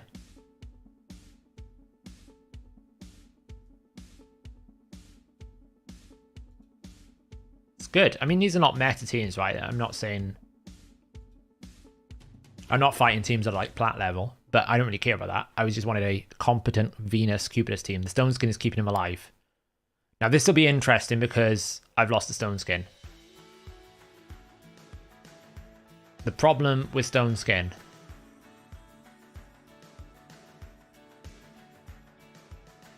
if you lose it, you're in trouble. But like if I run that again. Yeah, I shouldn't have Mithrala in here. I don't know why I put Mithrala in here. Half the problems have gone away. It's just a 50-50.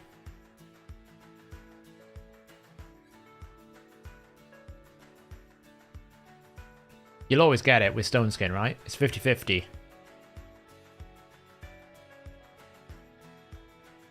I think it's not so much a no-go. You just have to know you're going to roll the dice, right? It is what it is.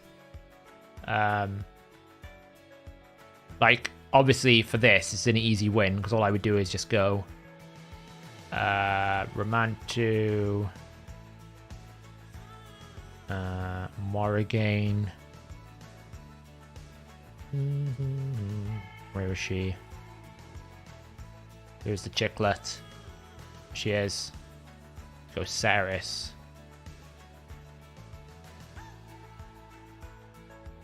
And Baron. I don't know, because you need 6 out of 6 to know for sure. Now, you might be wondering why I put Morrigan. Well, I've got two options. I can either speed boost, or I can try and steal. I'm going to boost for now. See if we can get this out of the way. We did.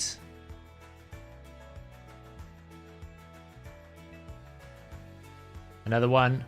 No, not that time. It's okay, though. Death to all. Damn. Morrigan's A2 is actually quite useful. So the question is now, can I keep my team alive and get through Ultimate Death Knight? Which is probably not going to happen because I've just taken a beating.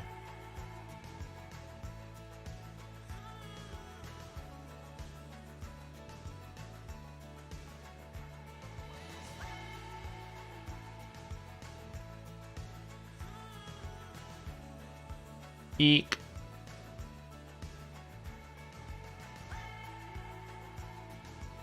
Fear. Can we control him with fears? Passive. Disable. Come on. Ceres. Use your power. Now we're talking. Look at this go. It's like ultimate death.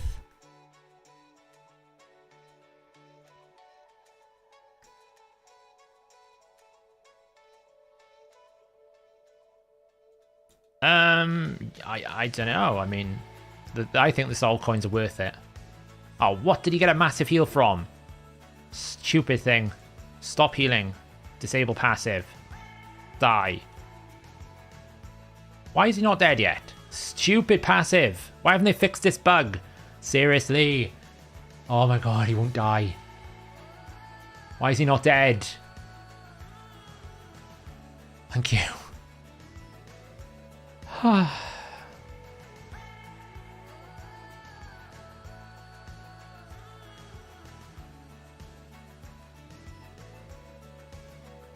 Thea, what a weird team that is, right? I'm guessing they're gonna hex. But I would just go and just cleanse the hex, right? The Ultimate Death Knight bug is he gains more health but it doesn't visually show. Oh, that's the only annoying thing with Petrification because of Brogni's passive. He always procs it on himself, no matter what you do. Bloop. Coming in, Thea. Wow, you did so much. It's a good build, though. I mean, it's always hard to keep this dude alive when you don't have Necret.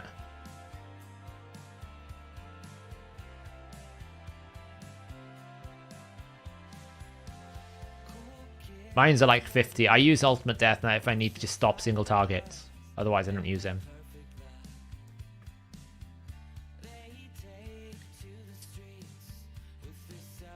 Yeah, it's a bit gross how much more damage he does.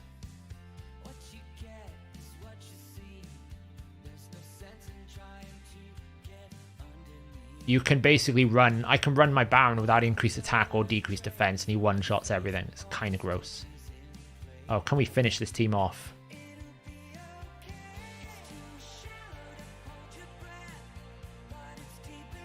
the buffs. Nope. What is Stone Skin? Stone Skin is this little buff that I have on Cupidus here, the one that looks like a shell. It's about to lose it all though. It's fine because we've won. Eventually. Eventually, I say, because we're gonna kill this monstrosity of a champion.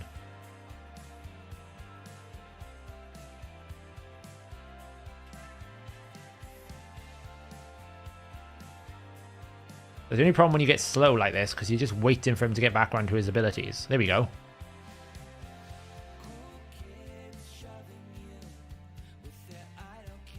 Yeah, Cupid is only good because of his synergy with Venus. Like, look at this, right? When Venus is on the team, he does straight 25% more damage. Straight. 25% more.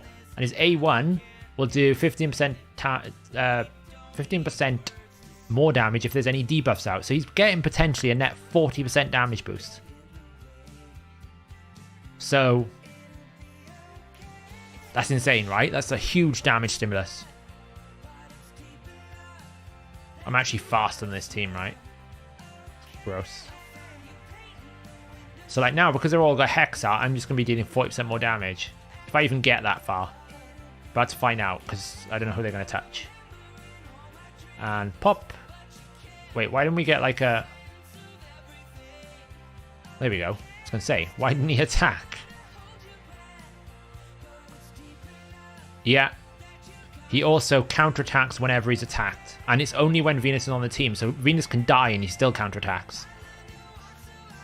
And he hits really hard as well.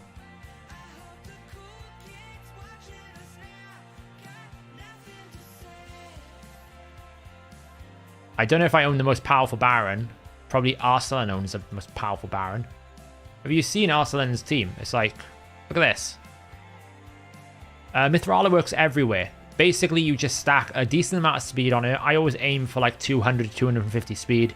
And then you just put as much accuracy as you can possibly get on her. And she'll do the job wherever you go. She's innately tanky. You do want to get a bit of HP on her because her shield is actually quite strong. It's a 30% of her HP. Actually, while I'm here, I need to change this out to temporal chains. Thank you. So yeah, so like you can see all I've done here is the only reason why I have a resistance banner is reaction. It's a triple roll. It's the only reason why I put a resistance banner on her. Otherwise, I'd be looking for accuracy on this banner. Because she converts all of her accuracy into resistance, which makes her innately tanky because you can't debuff her. So, you know, this passive is insane. The fact she converts all of her accuracy into resistance. So, essentially, I have a 1000 resistance champion. Plus, she's tanky. I got a 270 speed. She's also a really, really strong poisoner. So, overall, amazing.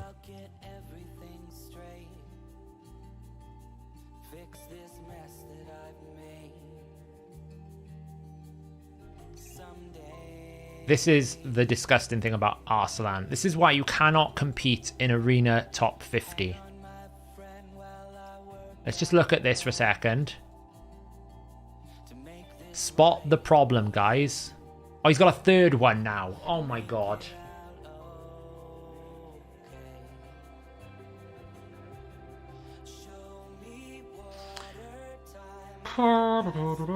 Everyone spotted the problem?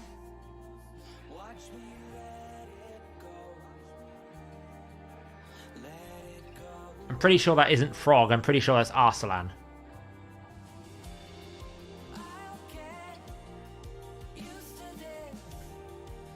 It isn't Frog. I'm certain that's Arslan. Because that was Arslan's team the other day. Yeah. They all call themselves Frog because there is a Frog in IPR. But like, he's got a fully awakened Acrisia. Another, what's that? 3-star Acrisia and a 3rd Acrisia. Like, come on. There's 2 here. Another one. Another one. Most people down here now are just rocking the 1. I mean, I thought my Eternal Dragon was pretty quick at 52 turns. I looked at global, I was like, ah, right, 8. 8. Fine. Enjoy it. These are probably like stupidly fast as well. Actually, no, it's like that's pretty crazy timing that.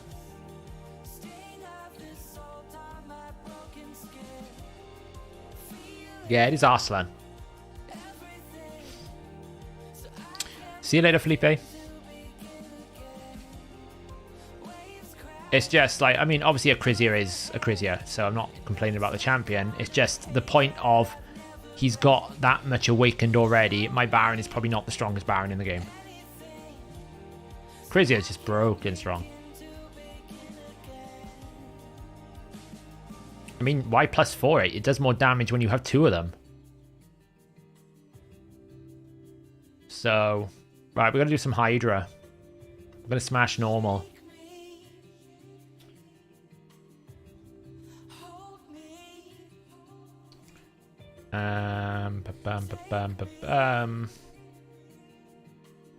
Well, we might as well do this for normal.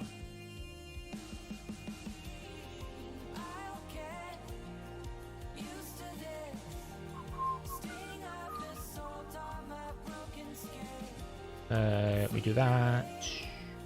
That. I'm going to Shamael in.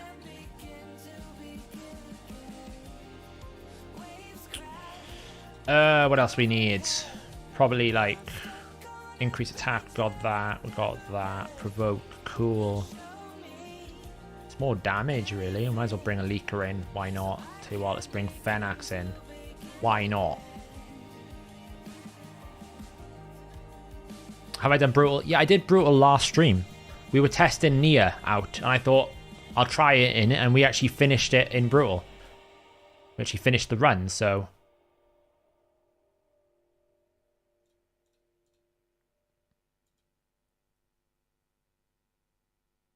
Oh, we're not going to get provoked. We'll have to kill that target now.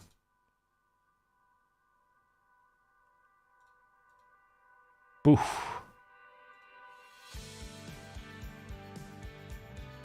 Oh, it's not going to die, is it? Oh, thank God. Thank you, Mischief, for targeting me.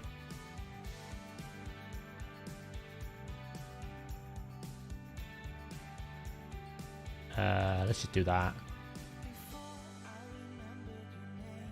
Let's just do that again.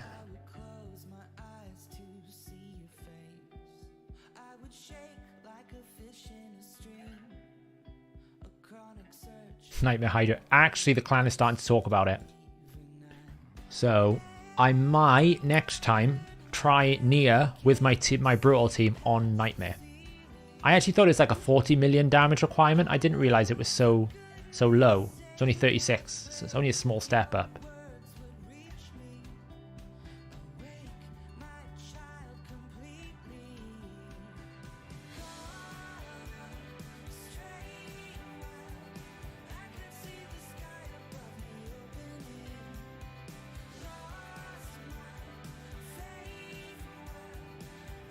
Oh, Fearhead's dead.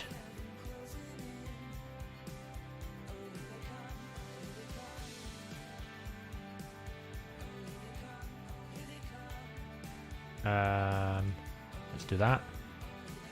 Because if we can kill the Mischief Head, we'll get a reset. Please pick the Mischief Head. Ah, oh, damn it. Do that. Cool. Resets to turn meter.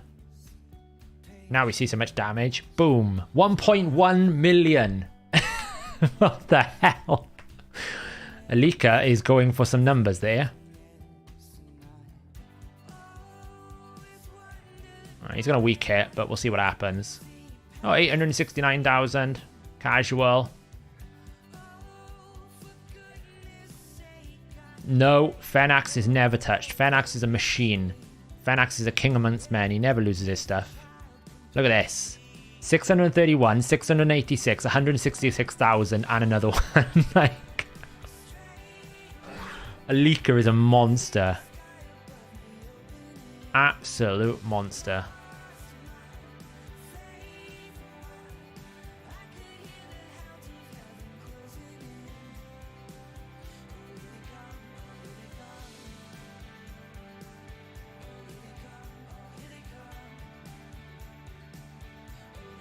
feel like this is overkill.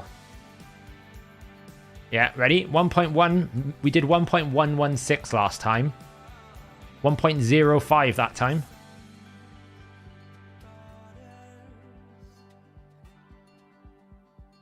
Oh, now we have to endure Shamael's pokey pokey. We're going to get all the poisons in a second. It's going to be annoying. We'll be just watching Shamael auto attack. I don't actually need to do it anymore, though. Oof, that was a big hit. Phalanx is a monster. Like, the thing is, what you got to remember now is Defiant is about to kill 45% of your AoE damage. Potentially.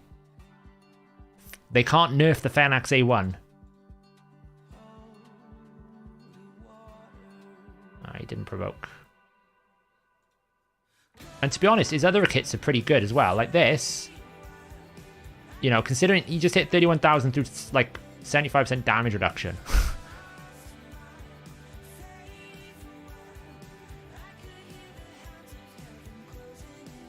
Might as well just do that.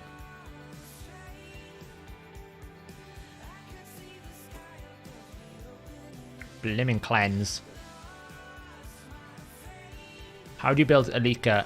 She's built in just pure damage. I'll show you the build after. She's built in Clan Boss. You don't need Savage in Clan Boss. What 6-star blessing would you recommend for Ignatius? Probably Brimstone, I guess. Yeah, Brimstone, right? Unless you're using him in Arena, then maybe... Using him in Arena, then maybe you could use like Lightning Cage. Polymorph, potentially. This is just normal. We're just doing the keys. Go smack his head. Well done. Just want to see how much damage we can pump out. And then we're going to do probably hard. Might change up the hard team a bit this week. See what we can do. I'll be honest, I haven't had a chance to build any champions for any of the Hydra plans that I have still. Because, you know, it's been fusion after fusion after fusion. After another thing. So we've just kind of been trying to catch up a little bit.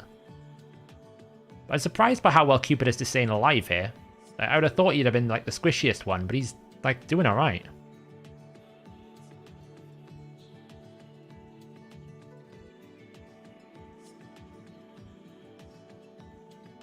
Does anyone know if there's any new promo codes for old players? Did you get the replay one today? That came out today. Pretty good. Used up that 500 energy straight away. I should have hit the head on the left. I'm an idiot. Oh, you can hit it now. 800k. I feel like we're done. Let's just let it auto. The good thing about Hydra now, Danda, is you get those soul stones. Like, I get 8 or 9 a week. It's worth it.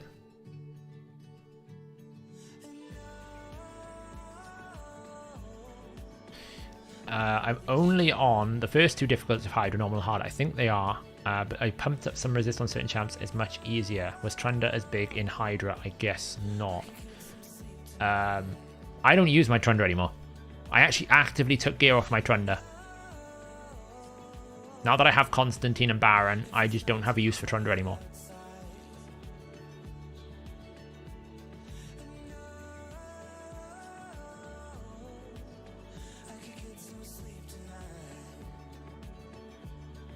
Yeah, I'll show the builds afterwards. I'm just letting it run. I don't need to let it run, but, you know, for curiosity's sake. Well, Daniel, this is what you can understand, right?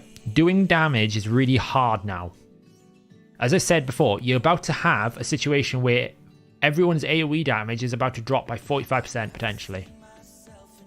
Throw that with Bolster, throw that with Necret, throw that with Stone Skin, throw it with Reaction. Trunda just doesn't have the kit anymore to be able to do any damage. Cupidus only works better than Trunda because he gets a permanent counterattack. So my options are, I have Candy for defensive capabilities. I have Constantine as a void alternative. I have Baron. I use Phalanx as a spirit champion. I use Ragash as a defense-based spirit. I don't really have the gear, let alone the need for another nuker. I do have a need for a magic-based damage dealer potentially, which is would be Trunda. But I don't know. I just feel like her time has come now. You know, it started with Hefrak. I think the time is now over. Leo as well. Yeah, that's another one, right? If you had Leo would be probably the replacement for Candrathon. Because the problem that Candy has is he can't kill Duchess. Not bad. Keep results. So you wanted to see the champions. So I have a 3-star Alika. We're working towards the 6-star Phantom Touch. Then it'll go absolutely bonkers. Next star rating, we get 20% more crit damage. She is in 1 Cruel, 1 Speed, 6.6k attack, 250% crit damage, 210 speed. She's built for Clan Boss.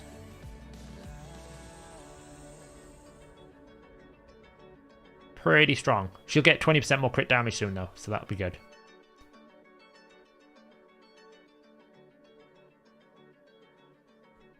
So that's Alika, and then the Phenax. No, it's not additive like that. It'll be multiplicative. I'll explain now. I mean, no, not if you AoE with the A2, right? But it's kind of... like, it doesn't matter, you know, you don't need to. And then we got Phenax. Phenax is in lethal crit damage. I want to try and get him in kill stroke eventually. He is at 6.1k attack and 267% crit damage at 210 speed. 210 is the speed number today.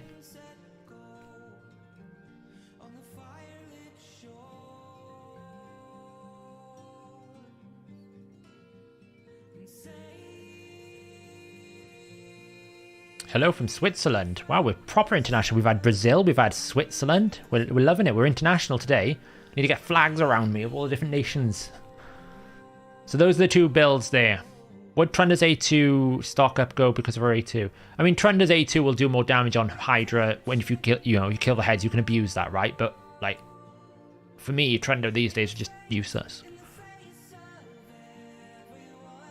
Like if you look at 3v3, or like just look at the classic arena, right?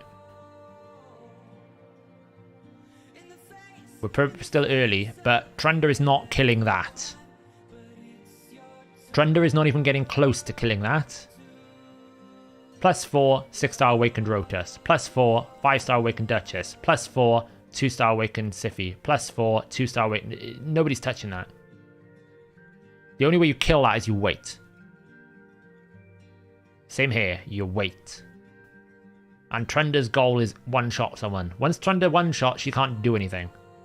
That's why I'm saying Trunda's kind of falling out of the meta now, because Baron can get through some of these teams because of his raw damage output and that doesn't need setup or anything, right? You can just one-shot and it's one-shot. You also can reset Baron. You can use his A1 for some... like, Baron has an A2 Trunda kind of mechanic with his A1. Where, like, if I hit this with Baron... Uko is really good because of its passive. It's disruptive. That's what you've got to remember. Top end arena is all about stalling and disruptive. So the good thing about Baron is if you use his A3, right, and you don't quite kill anyone, use his A1, it will do chunky damage, 300,000, because it does exactly the same thing as Trunda's A2. So you get Trunda's A2 with an 80% ignore defense. There's no question to me. Baron is way stronger. Uko is a monster because of its passive. It's annoying. It's not necessarily perfect, but it's annoying. And that's what you kind of want in arena. So I think I've done hard. I think I've done brutal. I've done normal. So now I just need to do hard. Hopefully the clan can get through this week, because a lot of people have been moving more towards Nightmare. Need to make sure they do that tomorrow.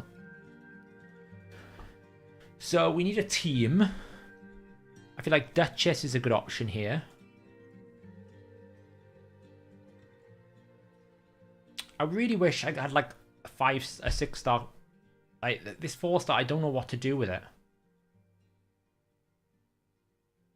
Because I'll be honest, like I put Crushing Rend, but it only works once. It's kind of useless.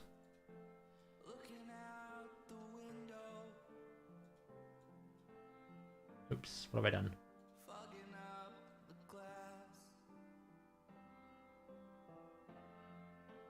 Broke that. Didn't fit quite. There you go.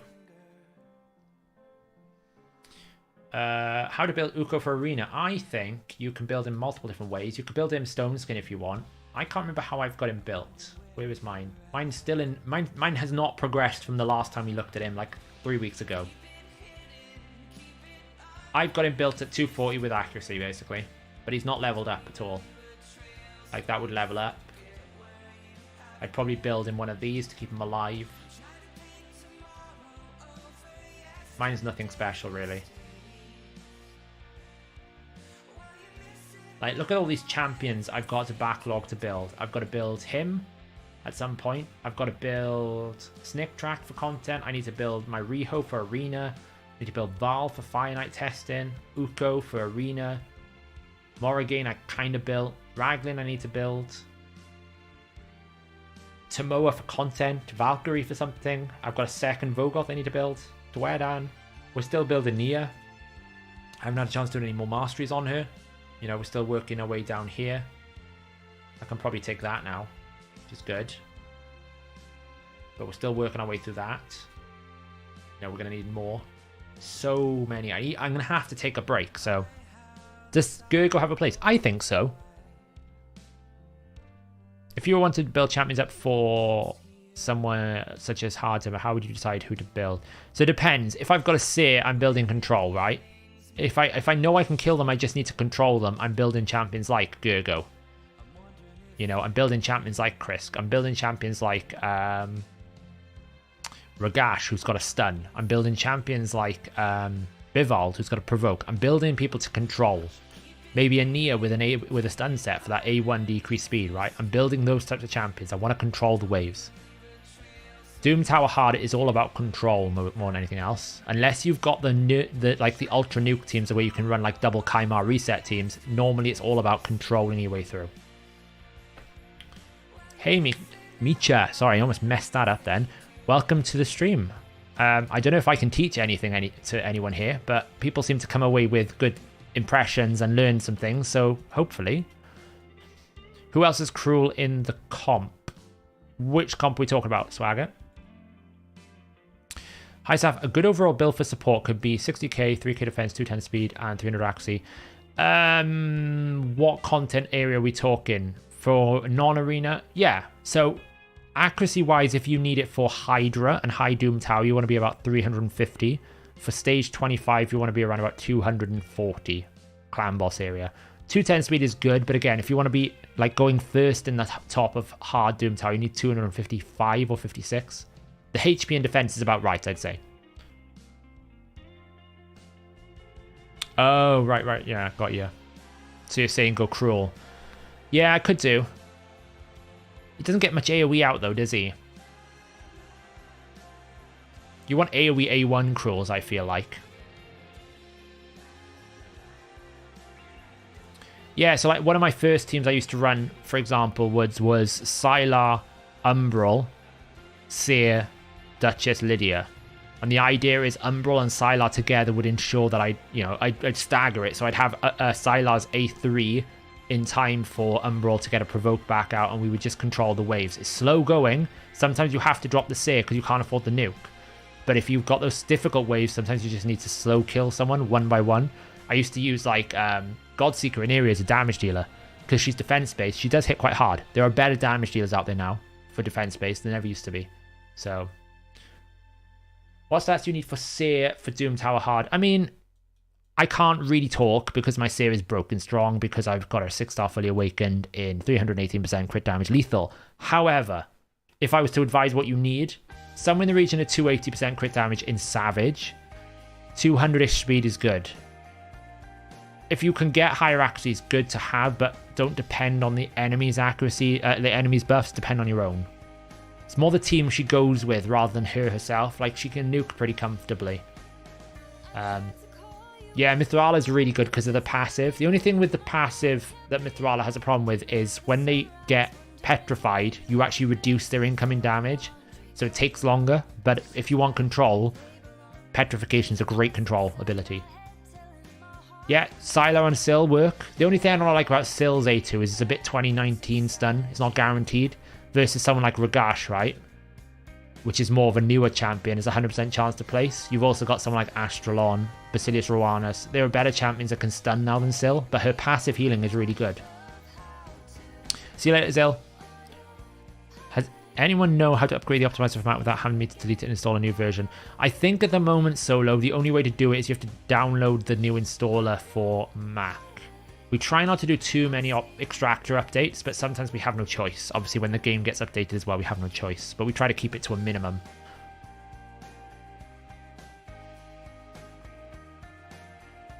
Yeah, of course, Swift. Absolutely. It's what I'm saying is it would slow your runs down. Like you'd need to go with a different approach because of her passive. But if you want to control, her passive is really good for it.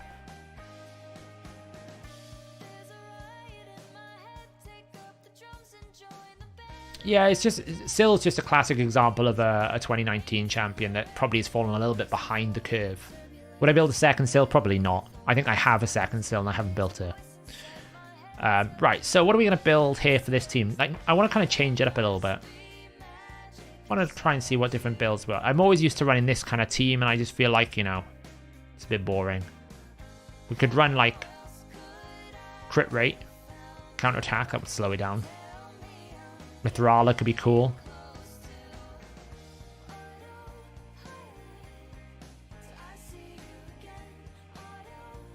We actually don't have an AoE HP burn here, so we're kind of going to go with that.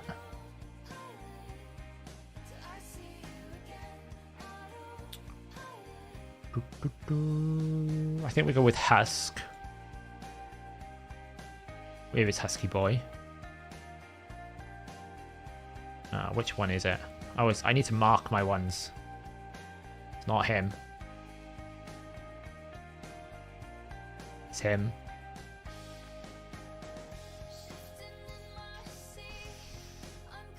Does anyone use Brogni plus buff extender in Hydra? I haven't heard about it. Could work though. What damage can Ruel do in Hydra hard? Not a lot because it's AoE. AoE damage in Hydra doesn't work so well because of the passive. Would you +1 a Ghostborn or have two? Have two. So, bit of advice on empowerment. Don't ever bother empowering for +1 or +3. It's utterly pointless. 1, you can get a Faction Guardian if you have a +1, an extra one. 2, +1 is basically just a bit of extra stats that are inconsequential. And to be honest, unless they're a DPS, like, unless you really care about the speed, like, I wouldn't even bother doing a DPS champion unless I could get to a +4. Because it's the +4 benefit that really makes a difference, not the +1 to 3.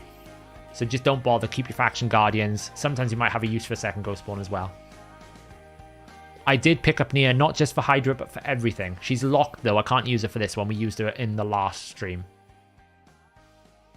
I'd like Hydra for me to be a bit more boring, not having to try over and over again. It's funny, I used to really hate Hydra because I was in that boat. And then I've managed to build up a couple of teams to make it work. Like Skrunk is a great champion for this, if he was built properly. AoE HP burn, fills himself in every time he critically hits. He's got a bit of self-healing on his A1. Can place weaken. I just think he's a bit squishy probably at 2k defense. We'll try him though. See how he goes. It's kind of like who do we fit for everyone here. So we got a Veil, we got an Extender, got a Burner, AoE decrease defense. We kind of need like Lydia. Probably. She's not locked. But we don't have a convenient way to keep the provoke up all the time. So we're going to have to rely on Husk's provoke. See how this goes for funds. Is Cupidus worth running versus Hydra hard without Venus? I think without Venus, Cupidus is a lot weaker. It's basically the same thing like running Siphi without Rotus. Running Rotus without Siphi. He loses so much value. Smash. We're going to have to provoke here. Smash. Skrank.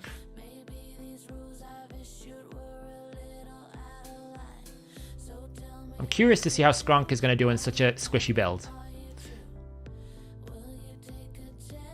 Who do I want to block? I actually want to block you.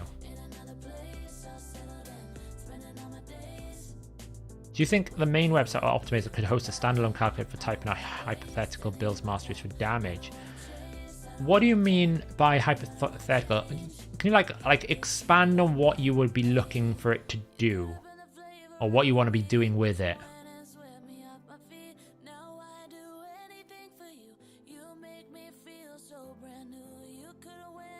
Which one's the healing one? That one. We're going to get a full cleanse, not much I can do here. Because I only have one provoke.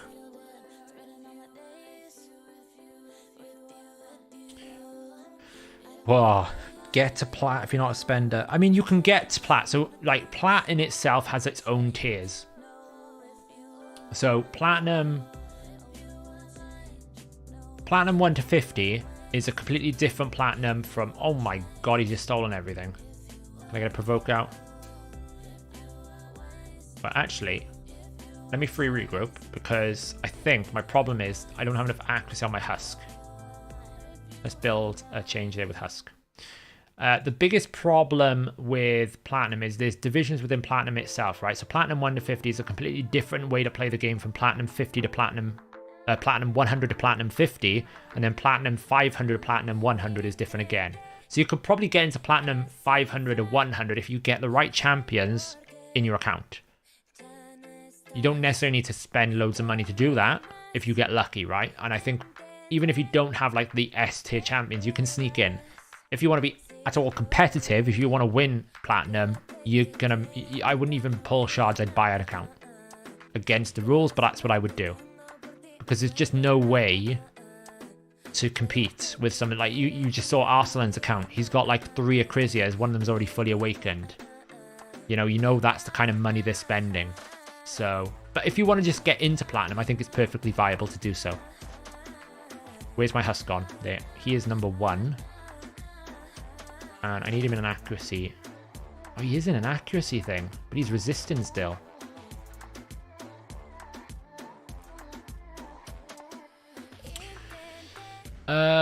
You import your stats and the calculator estimates yet. Well, it already does that, Andrew. Skills is doing that. If you look at the skills tab, it's already doing that estimation for you. Just mention its stats or change and build some to compare to existing builds and alternatives. You say that, yeah, Tanara. So if you're a premium member, you have access to the skills tab. It does that for you. So it'll actually calculate the damage, and then when you're looking at different builds, you can see how it compares to your current build. You can configure it by updating the battle tab to get more accurate responses. We still need to include some things like bonus multipliers, like certain masteries, certain different things that we didn't previously include in the optimization because it's not relevant to the best build, but it is relevant to the final damage. But you can build that now.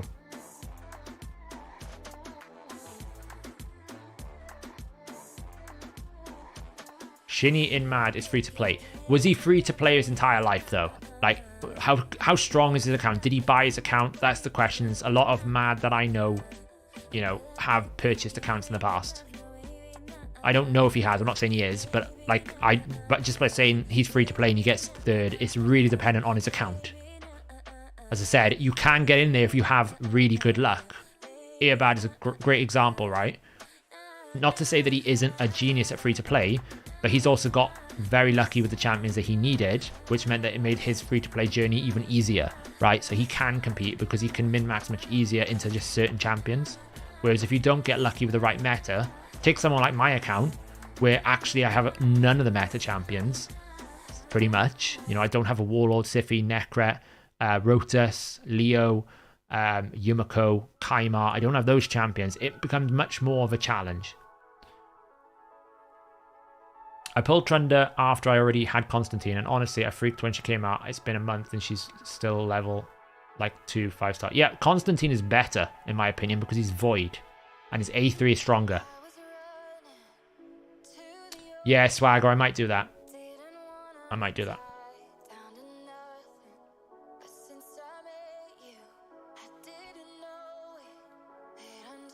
That's the thing, Kim. That's why I wanted to do the analysis of how much better is times 10 versus before, because effectively now all of our times 10 are less odds than the people playing back in 2019. So they probably were sitting on like 5 Kaimars when the dupe system came out. So, whoa, look at that. Look at her chilling with that piece there. Crazy. I don't really want to use too much of my silver, but I might take that piece off him. Probably worth this. That's it. No more. Need accuracy, so... Is Grant worth building? Pulled him this weekend. I think he's solid. Like, we're going to see how good he does now in Hydra. He might struggle because he's really squishy. You know, I haven't built him for anything particular. Right, we're looking for accuracy here.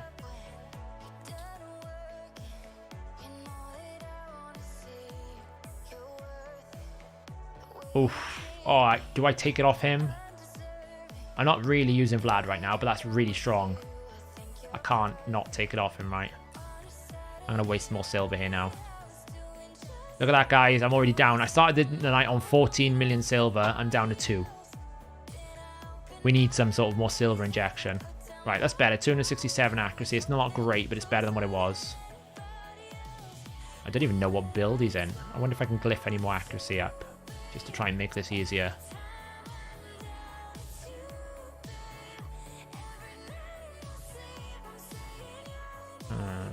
Assistance, no. Oh. Might as well take that up to... Oop.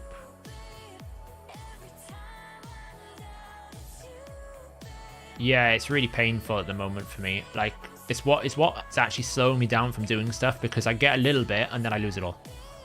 And then I get a little bit more and I lose it all. I deliberately avoided 2 artifact enhancement events just so that I didn't have to do it, but obviously I'm building champions for content and doing stuff. So at least I'm gaining something for the silver. And let's put cruelty on Royal Guard.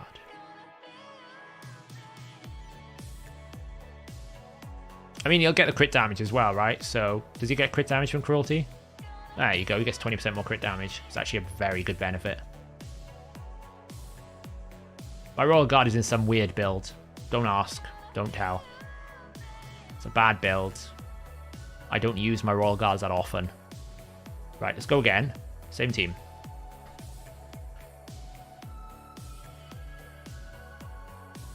Okay.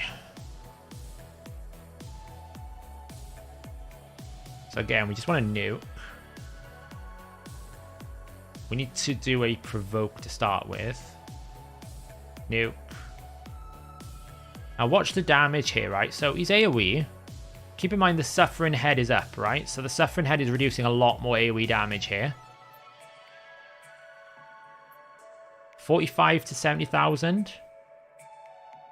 Pretty good for an AoE HP burner.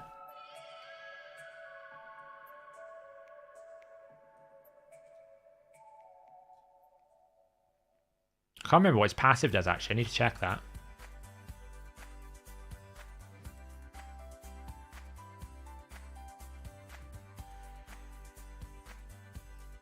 Now we need provokes. Didn't get it that time. What does his passive do? Increases this champion's attack and crit damage 5% every time a HP burn triggers. That's kind of strong. That's really strong. Really strong.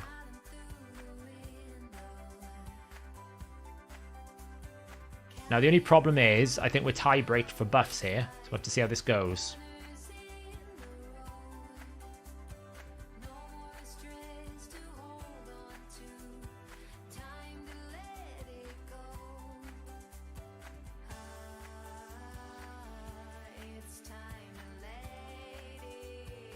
So we got a lot of cool things, Tanaros, that we want to do about comparing your builds with other people in the optimizer, trying to give you more interesting stats and information.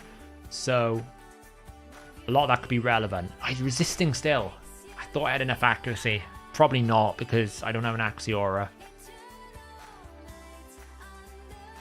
And if he's going to be stealing buffs because of the buff placement, I shouldn't have done A2 there. I don't know why I did. This is going to be an awkward run.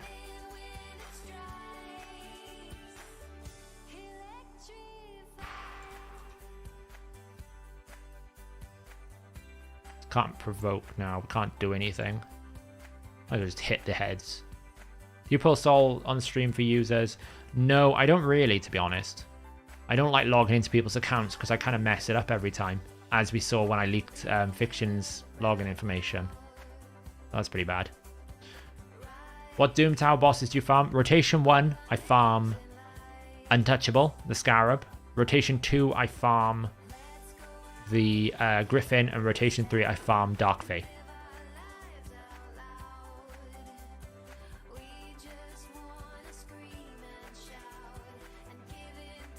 Oh, can we stop, please?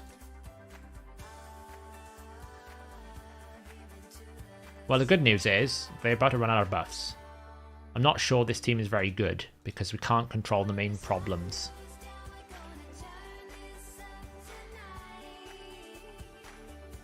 I don't really want to use my max HP nuke yet because I need the debuffs out. But we're still waiting on this. Right, so now we can get some of them out. Get a provoke out at least. Might as well do that because we need to pop his shield.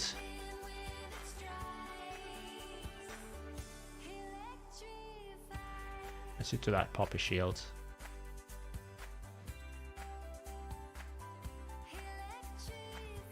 You can have that. Didn't land. The decreased defense. Ooh, he nearly died.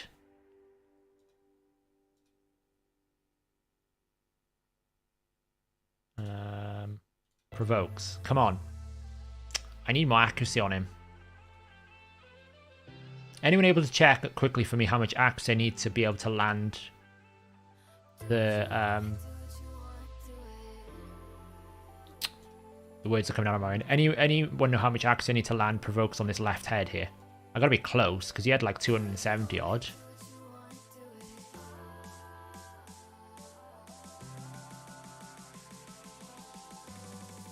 There we go. We landed one, so you can do it. It's close. He must be right on the cusp of it. Oh, it's because the suffering head's up, isn't it? That's why it's not working. It's the suffering damn head. Because I'm only on hard. It shouldn't be that high. But of course, the suffering head is up.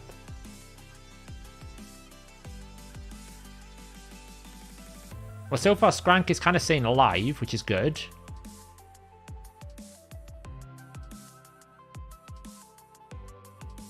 We just need to get our Royal Guard back out, which should be fine because we'll be able to get an enemy max HP in a second. That'll do it for us.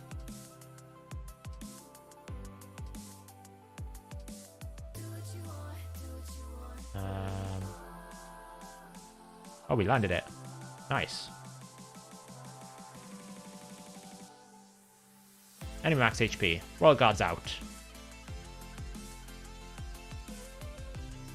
Alright, we'll have a cleanse in a second if I'm not careful. So I need to kill this decay head pretty quick.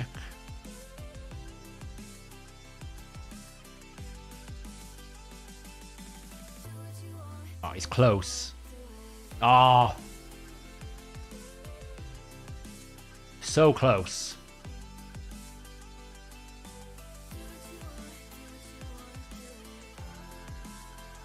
The only thing I hate about Suffering Head is it does speed up your consumption timer because of all the extra turns. Alright, well, we pretty much nailed this now. Brutal, Yanis. I think it's because the Suffering Head is up. I forgot it adds 50 resistance, doesn't it? And it makes it a lot harder.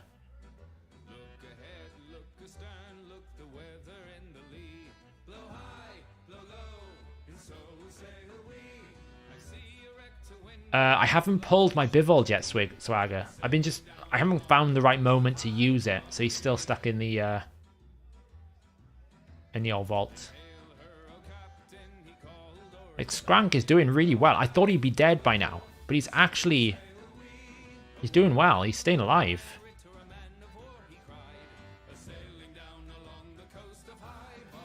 We kind of need a decreased defense out here. There we go. Right, how much damage can we get this done here now?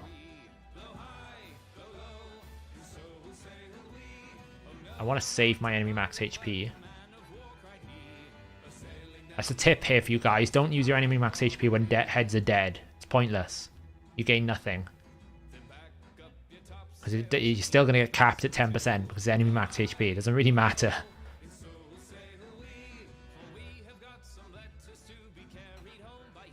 Right, watch this damage here now. That's pretty solid. That's like 600,000 he's just done for a HP burner. I actually think Skrank is really good. We can go to a different head here. Do you know what? When Bivold came out, I had quite a heated argument. I wouldn't say argument, a heated debate with someone in my cluster who was like, oh, Bivold's just a healer. You can't justify him just because he can provoke. And I'm like, I reckon Bivold's healing will be very strong alone, let alone the provoke, the healing. He's such a good sustain champion. Right, it's a bit an awkward period now. Because everyone's kind of like coming out. I just burn people. Provoke. A little bit more damage out here. We want to block his ability to do buffs. Got your Chronum now waiting for a good time to summon him. Nice. Don't do what some people did and accidentally feed Jamasa. Painful to hear that was. Who's next to beaten? Oh, Duchess is next to beaten. That's really bad. We are saving all of our max HPs for that.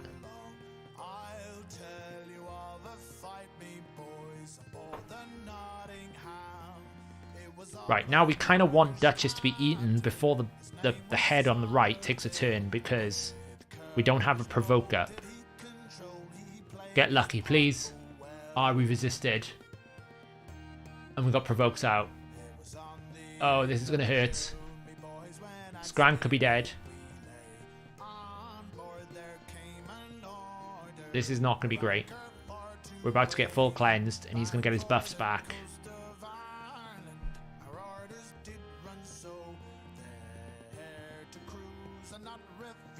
Oh boy. Oh boy. I'm not looking forward to this. This is going to be uncomfortable. Oh, at least she's got eaten.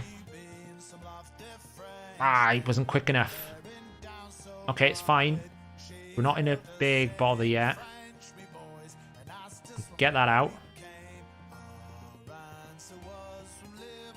Can we get Duchess back? Ooh.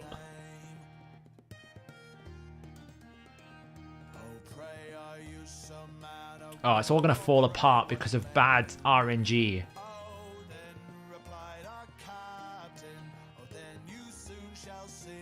Come on.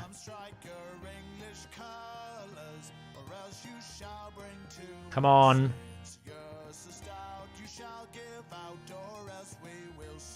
Okay, Duchess is alive. We may be able to recover this.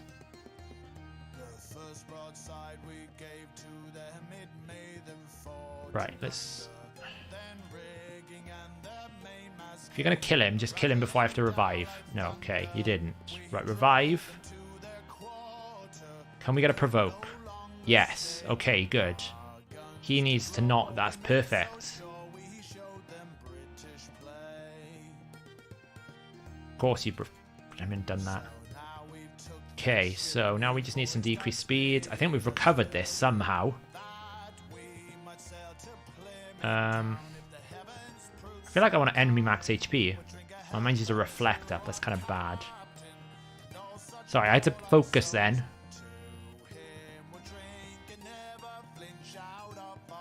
Get a bit of healing. Save the provoke. That was a scary moment. I thought the run was over. It's still a bit scary. Until Chris gets a big heal, it's scary.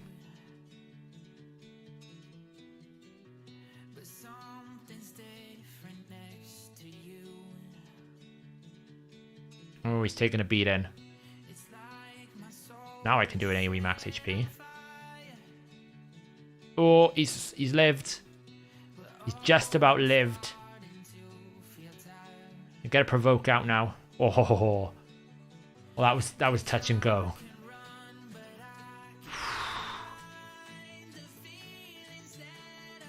Now we just need to get this head knocked down. So we get the life barrier off.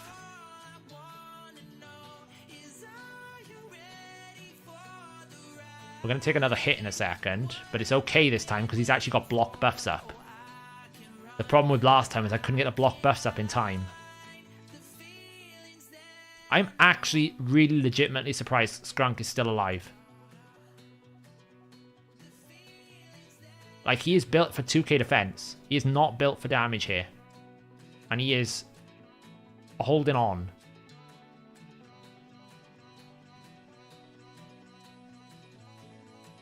Kind of all have true phase out at the moment, so it's not ideal. Might as well do that.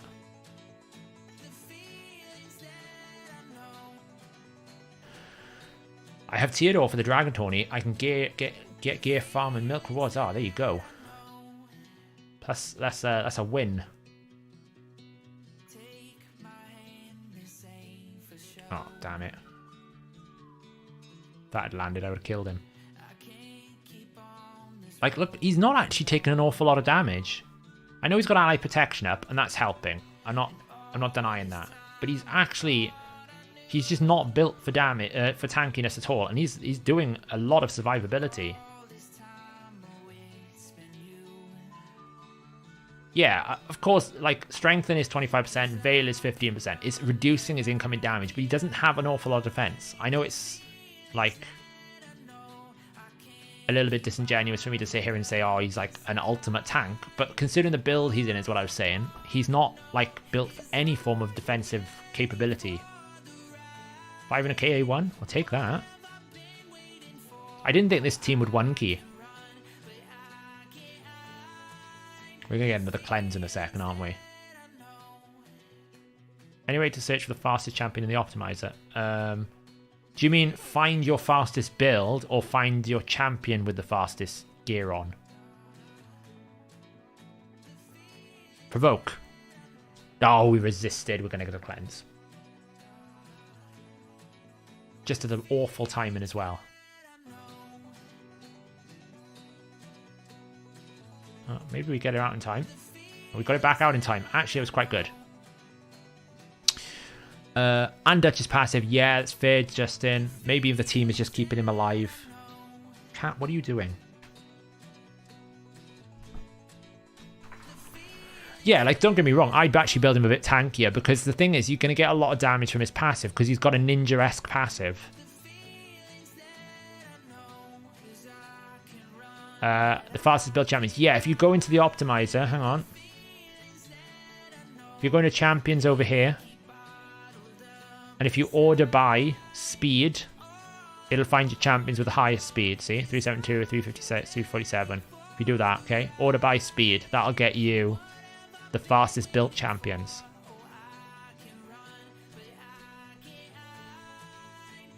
We need to provoke. Well, this is a pleasantly surprising 1-key team. I'll be honest. I did not expect this team to 1-key. Here we burn.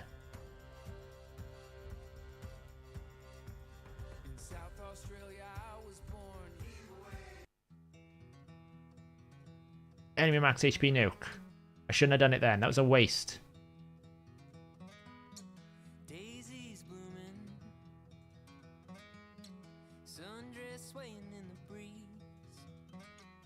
We're going to take a smack. Tank that pretty nicely. But this does show, however, you don't need stats to keep your champions alive. Champion abilities is just as good as the stats they have on them.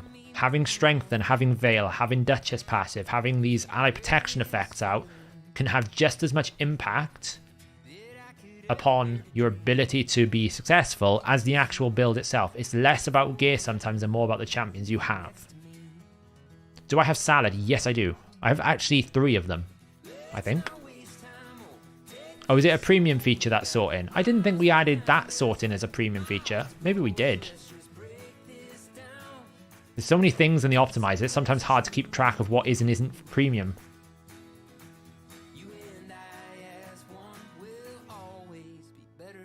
can tower work without being booked? Probably not. I wouldn't have thought so. Yeah, we do have FAQ on the website.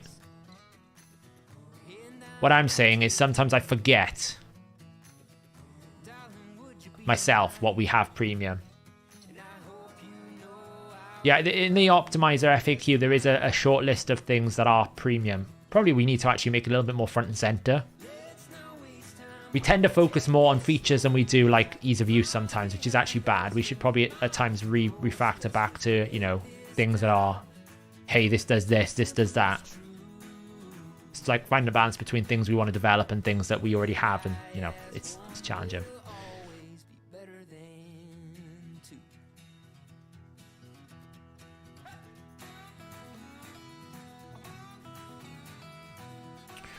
Enemy max HP. Enemy max HP. We're killing them all.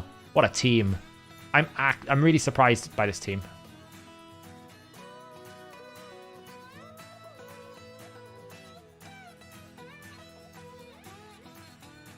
So what we did do a couple of months ago, actually, KL, is we did start adding like preview features to like different areas, so like you can preview what the team suggestions would look like. So we are getting there. We're going to be revamping the homepage soon as well, which I think will be really good and it'll help a lot of people.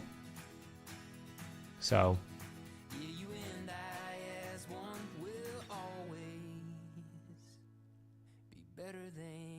hey, cool. I wrote that.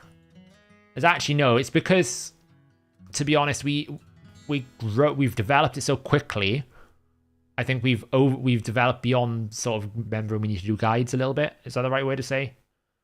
Probably that we are aware that we need to improve the documentation of the whole thing,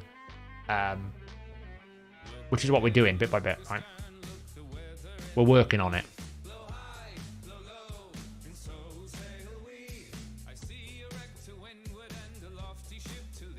Enough for pirate music today.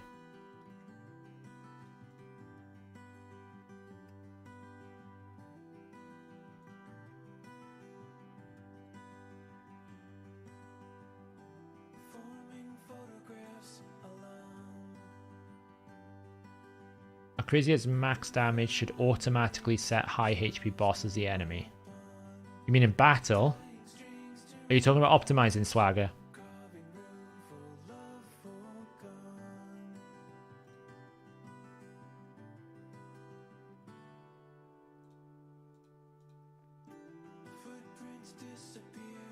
It does already. So if the HP of the target's boss is double that of the Acrisia's, it will automatically go to enemy max HP. I'm still a bit on the fence about the correct way to display it.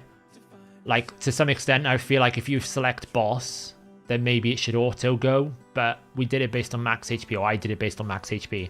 So if you've got like 50,000 on your Acrisia, you put a HP of like 1,000,000, it'll go to target max HP, because it's going to know that it's double. It's going to activate the passive. I try to mirror the in-game code as much as possible.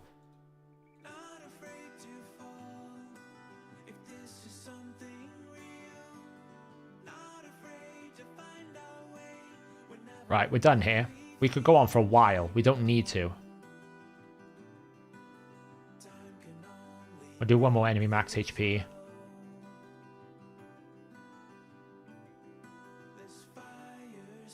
We're done. Wait. I have one key, right? One key's 20.4 million. I'm not being dumb.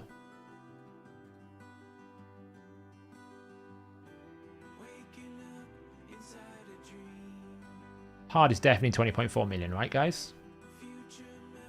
Yeah. Phew.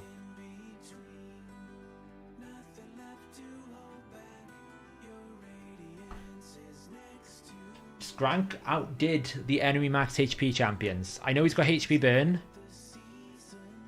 but Skrank outdid my enemy max HP champions.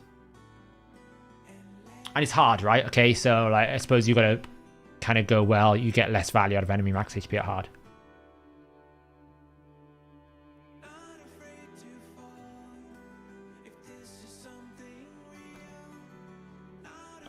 It's pretty good, though. I'm impressed by that.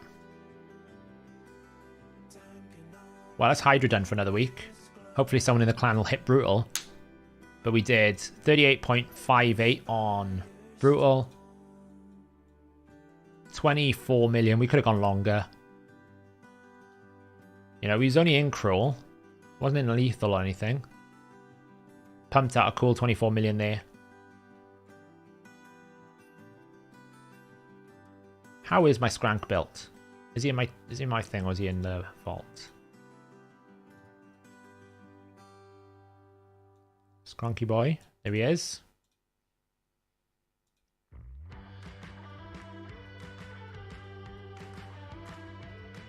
$5.4k attack, 240% crit damage.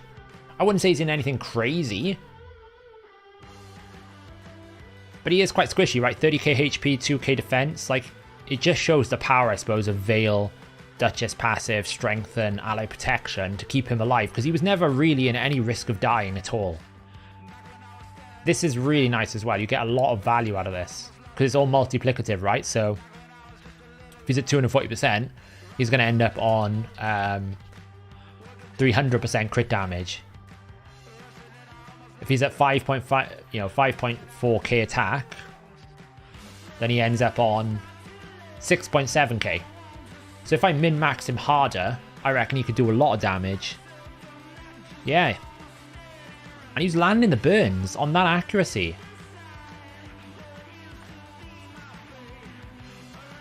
Like, that's what I don't get.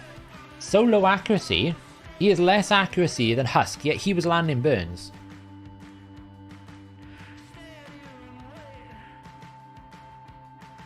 Like, how does that work?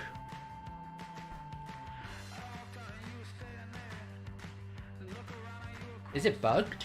Does it do it on, like, just doesn't accuracy check or something? That's weird. Like, he was consistently burning against targets. Like, let's just check the stages tool here in terms of, like, how much actual accuracy we needed there. So we were in Hydra. What rotation are we on? Rotation 1, right? Remember rotation 1? Yeah, we're back on rotation 1. Hard. So he needed 265 accuracy to land his burns. And he only has 167. I suppose, yeah. Well, I mean, the minimum I needed was on the Head of Mischief at 135 resistance. With 50 extra resistance from the Head of Suffering. So that's what? 135, 45, 55, 65, 175? So I suppose he's borderline. But he seemed to be landing the burn a lot often. But Husk, who has a lot more accuracy, wasn't. It's very strange. Very strange. But he's solid. I actually really like this champion. I did a spotlight on him for the channel if you haven't seen. He does hit really hard. If you can get this passive going, it can really pump out some numbers. I think he's like a 30-40 million clan boss damage dealer. Negorio. Oof. Negorio does hit hard, but I don't know if it's of any use. You might want to burn it and just re-roll it.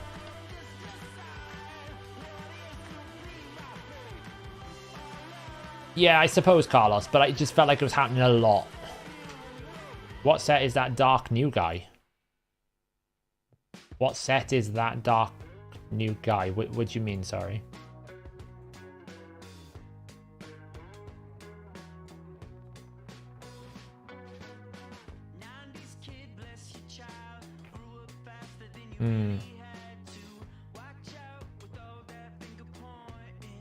What's this? You cannot use stat prior to maximum stat as you're limited. Yeah, so what we've changed now with balanced is, let me show you an example, right? So if I go to, say, Skrank, let's keep Skrank relevant here, right? If I'm optimizing this guy, and I go to balance mode, right? So say like I want 230 in speed, but I don't want any more than 250, right? Well, there's no point me then giving a stat priority to that stat. See you later, Carlos. Because what I'm basically saying here is I want builds which have 213 stat, but no more than 250. If I was to give a priority, I'd be almost saying, then give me as much speed as I can have. So when we capped it at minimum, we probably went a little bit too aggressive to simplify, because actually minimum plus as much as I want is okay. Because I want you to hit 213 speed, then index more and more into that. Fine. I don't think you necessarily need to do that, because you could just take away the minimum altogether.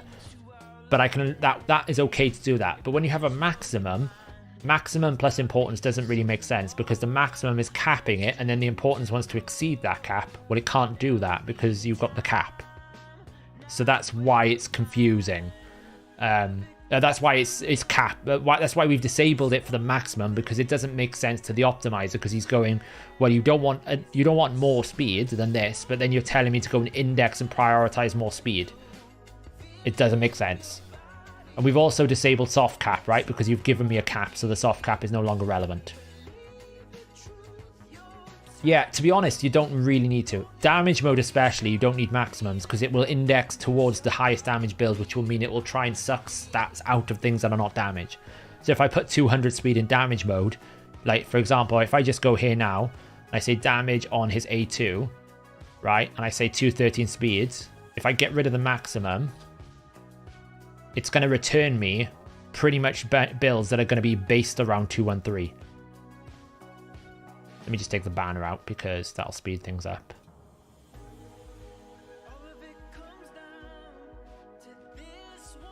You'll see now it'll navigate really low towards the 213 because effectively speed doesn't add damage. So the less speed I can have, the more I can put it into my damage stats. It'll do that naturally.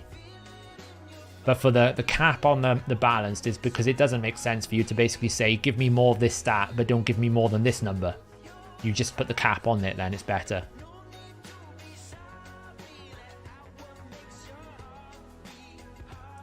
Yeah, so now the new way with balanced is you can still slide it when you've got minimums, which you couldn't do before. We probably went a little bit too aggressive. Probably my fault. I was trying to simplify it. I probably oversimplified it. I made it less intuitive. But hey, that's what feedback's for, right? We change something, you guys go, we didn't like that, can you change it back? We look at it and we find better ways around it, that everyone's happy. But you could you use the soft cap to say, I really don't want more than X, but I absolutely want more. Don't want any more than the maximum cap. You can use soft caps with maximums, I think.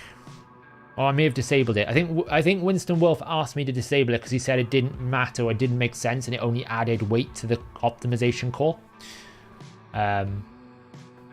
So yeah, so you can now basically optimize any stat as long as you don't have a maximum. If you put a maximum in here, I think soft cap doesn't matter. But if you put a hard maximum on it, it will disable soft cap and priority. Because it doesn't make you don't need it basically. But to be honest, the thing with balance mode is it's actually the mode you should use the least, to be honest.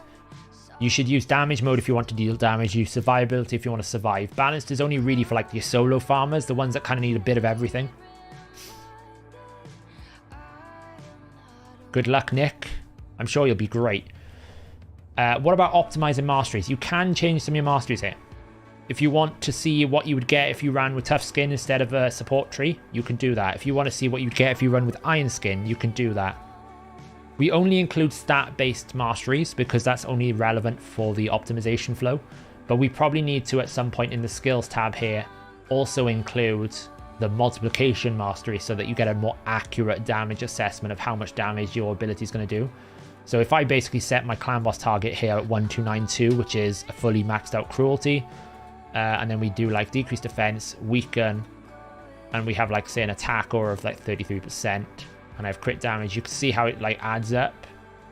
But some things are not quite working yet. Crit damage buff isn't building into the current stats, so that's something to consider. We always are looking to try and make this as accurate as possible. You use balance for champions like Lord Shazar. Yes, because Lord Shazar is, if you're building him for bombs, that's where balance makes sense, right? Because if I was building Gaius, similar champion, I'd be coming in here and going, I need a balanced mode because I need him to have... Let me just reset this. I go balance mode because I need him to have, say I want him 200 speed, but then I want him to have as much accuracy as I can have. I'm going balance because I'm not basing it on his on hit, I want it as based on his bombs, but I also need attack, right? So maybe I go, actually, I want 8, but I want as much attack as possible, right? Boom. This should now give me high attack builds with high accuracy. Because the best way to think of stat priorities is almost like rolls, right? So if I go +4 on my stat priority, that's like a 1 roll. If I go 8, that's a 2 roll. If I go 12, that's a 16 roll. And that's a 3 roll. If I go 16, it's a quad roll. That's kind of where my head is at with stat priorities as to how much I want to index into a stat. So you can see here, I've gone heavily into attack, a little bit of accuracy. If I was to basically boost accuracy up to 12, it should start giving me a little bit more accuracy in my builds. See? We're now getting more accuracy because I've basically said I actually want pieces that are more appropriate to like a triple roll accuracy in here. I need more of my stats. This is where balanced is useful because I don't want damage. I need bomb multiplier damage. It's a bit unique. 8.6k attack. Should we have a look at the champion to test it on? Bisto. I haven't looked at this in a while actually.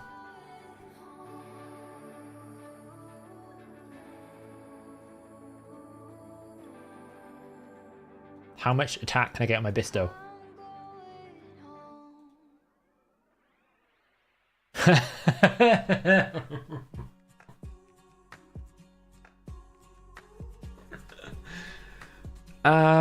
Guys, I can get 10,209 attack on my Bistophis.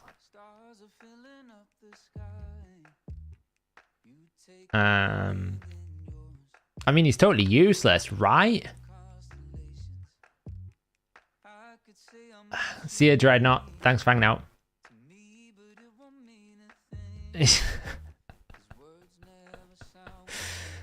Oh, it's just like a total stat. That's just like total stats. It's all like weak as well. Look at the gear. I don't even know how he's got there. Let's have a look. Oh, I mean, the ring would help, right? I mean, the ring's kind of a bit OP.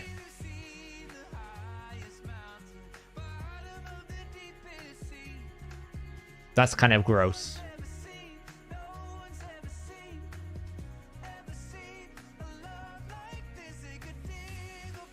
24% up there.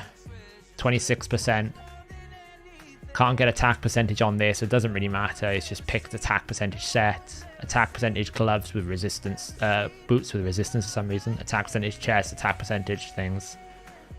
The only way you can improve that is if you basically get like attack percentage more on my banner, I guess.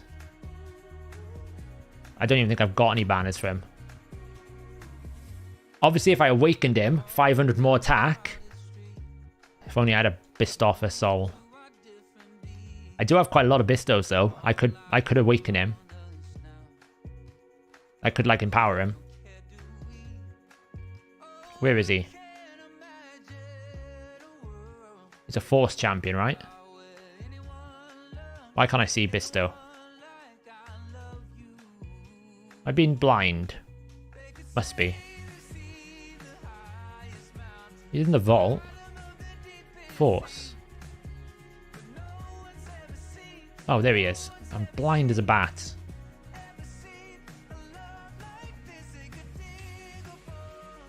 Oh, I didn't put glyphs. Oh, I should do glyphs as well, right? Then put him in an attack aura as well.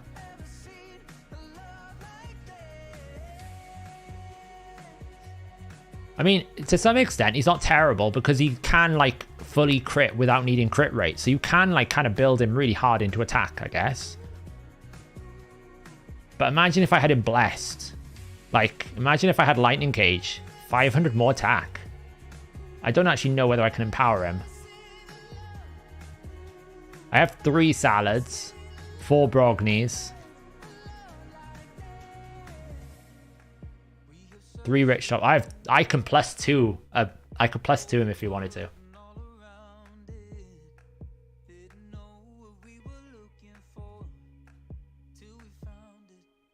What would we get? Like 20% more attack? It's kind of pointless, really, isn't it?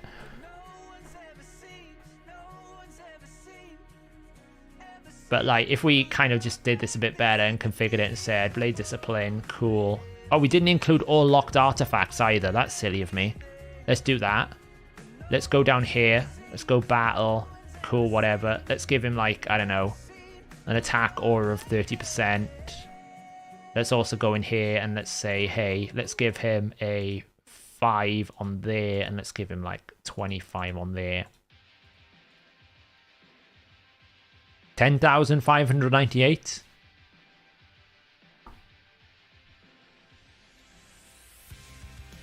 So if I had a 2-star Bisto, that would be 11,598.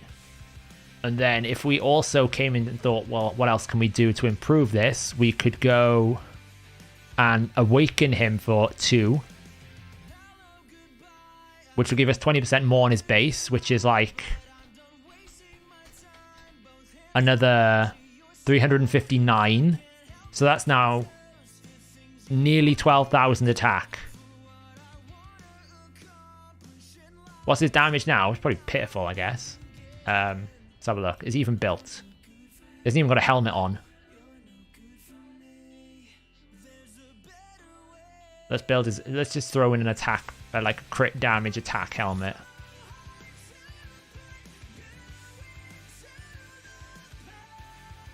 Probably cruel. That's really poor.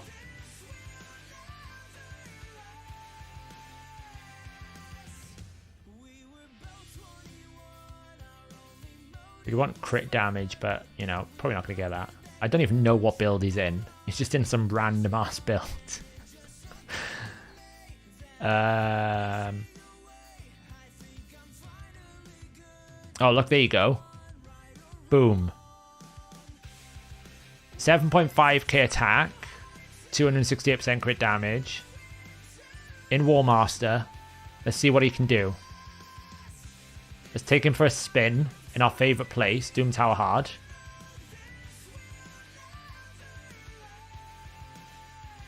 Let's bring in...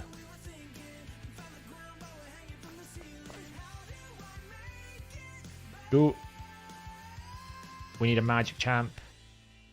Then we need someone to speed us up. Where's Arbiter? Arbiter, where are you? Anyone see an Arbiter? She's around here somewhere. There she is. Then we probably need like decreased defense and weaken. So bring that. Any more damage we can do here? I don't think so. Oh, we could bring like an attack aura. What's the difference between these two modes here? The first one here, yeah. If you want to basically say, I want him to have Affinity Breaker, if I use this first option here, that basically will mean that any Affinity Breaker artifact is included, whether they're on locked champions or not. If I have a champion with one piece of Affinity Breaker, it won't consider any of the artifacts if they are locked, other than the Affinity Breaker. But it allows me to just basically say, hey, I want to find the best Savage gear that I can get, so just only include all the Savage gear, but don't touch the rest of the gear on that locked champion. That's what this option allows you to do. It's almost like a way of including all the all the artifacts in that set. Whereas this one down here would be based on like whether a champion's locked or not. So yeah, so he's going in with 33% ally attack. So that's going to give him like, you know, 1795 times 0.33. So he's going to get an extra 600 attack from the aura, believe it or not. So he's basically about an 8.1k attack, 268% crit damage. I could use Gurk Tuck, but I need too much.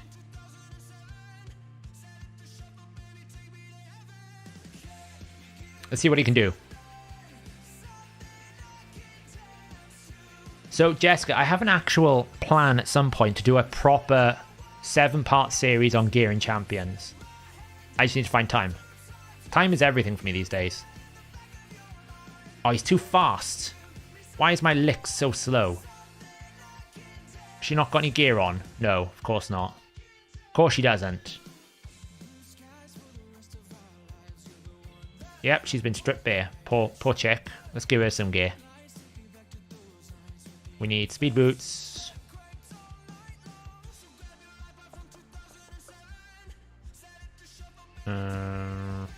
Accuracy ideally. There you go. And then you can have like speed, accuracy in a perception piece. Do we have perception? No. Do we have speed? No. Okay. We have neither, so we're stealing. Who doesn't need gear? Akoth, you don't need gear. I'll have that, thank you.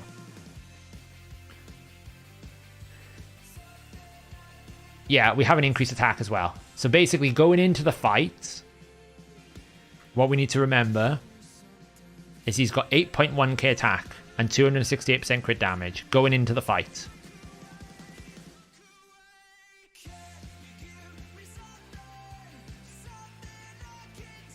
Feel free to ask me any questions, Jessica, but I will be doing that series at some point, and it will be pretty, like, it's almost like a beginner's guide. Right. So, we have an 8.1k attack Bistophus. Now, with the attack buff, that would be a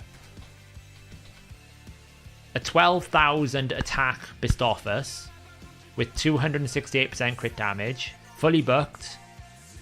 We're going to use this ability. We're going to attack all enemies. He always crits under block active skills. They all have it. They all have decreased defense and weak apart from that one Master Fearmonger. In chat, how much damage do you think he's going to do? 12,000 attack. 268% crit damage.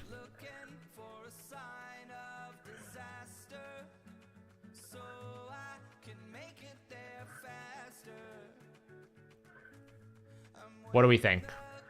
I actually don't know how strong this A2 is. 80,000? 600? Lord above swagger, that's positive. Like, I have no idea what we're fighting here. Oh, I should have changed the game back there. Sorry about that. Totally in the wrong view. Professional streamer. So we're on, like, stage 1 hard. So we're fighting against, like,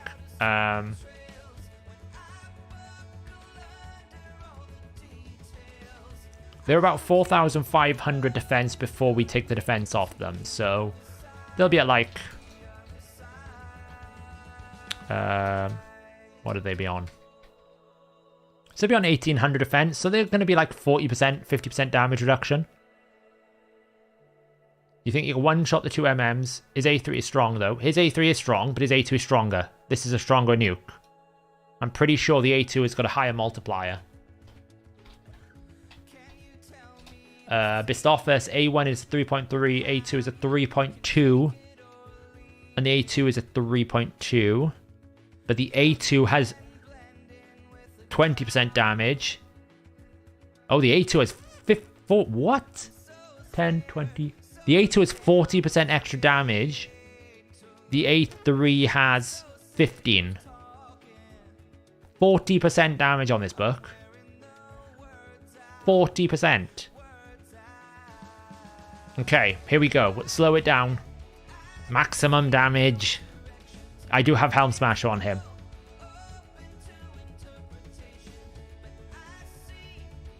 It's 118.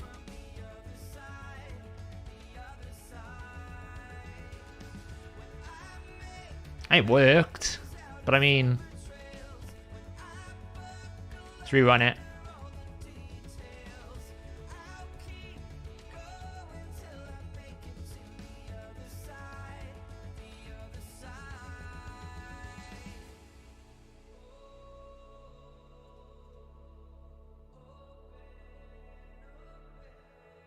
Run it again. 136, 140. It's kind of bad, really, when you think about it. Then again, though, he's not in, like, maximum gear, right? He's not in Savage Cruel. He's not in Lethal. He's in just like a rubbishy old build. You know, he's just in a kind of like a... Like, he's in a weird build. He's not in any sets. His stuff isn't maxed out. Yeah, he's got masteries, don't get me wrong. He's in one-hit masteries as well. Does this Opportunist actually work with block active skills? No, it doesn't. So you'd have to have a bit of fear on it. Look how much damage he gets from this book, though. Look at that. 40%. You'd think with a 3.2 times multiplier, an 1800 base attack, and 40% books, he would do damage.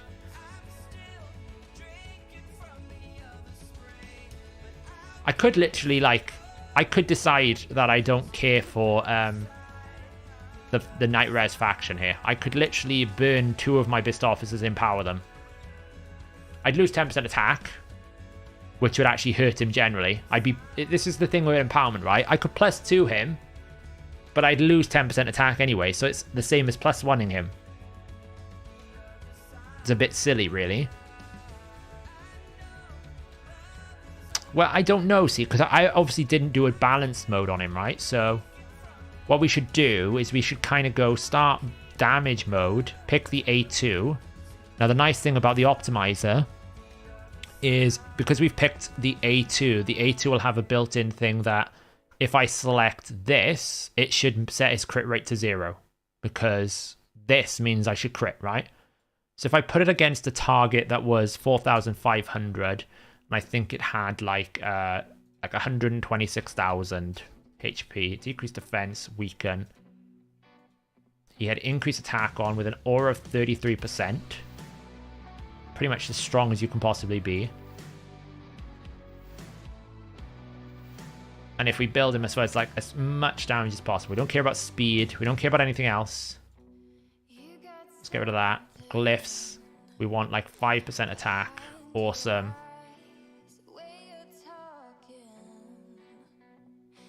So it's given me this build. So Savage, Cruel, 8.6k attack, 308% crit damage. Which would mean his A2 does... What's that? 180,000? It would basically be... That build would hit almost double what it's currently hitting now. It's pretty strong if it hits double. I would have thought.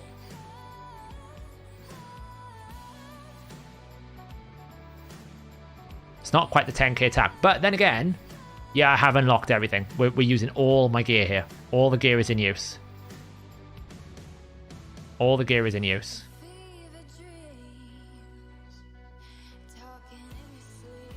Oh, I didn't put the level in here. That doesn't really particularly matter because we haven't got...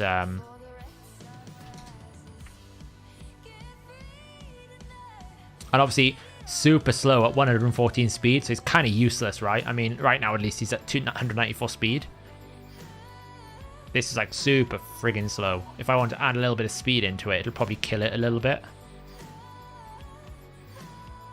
If I had 4 speed, push this up to 6%, push that up to 30.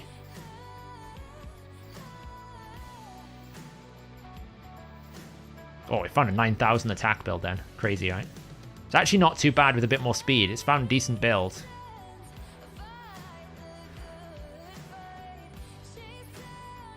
You just cashed my Soulstone. Kaimar 3-star. Wow. Is Kaimar... Is a blessing on Kaimar as useful as a nuker? Yeah. You'd put a polymorph on him, right?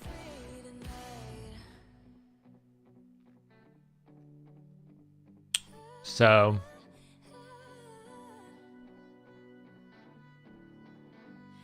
The only good thing, Max, is it'll crit as long as the debuff was there when we started, right? So even if Resurgent takes the debuff away, it should still crit. That's the only good thing. I mean, it's fine in this build. It's actually a solid build. It's about 8,000 less damage than the first build that had no speed. We'd have to literally strip our Constantine, which I really don't want to do. It's a shame we don't have better banners. Unless I've not rolled one. Have I got stuff up in here for night revs? Probably. Might as well take that in. I always have stuff up here for night revs, I bet.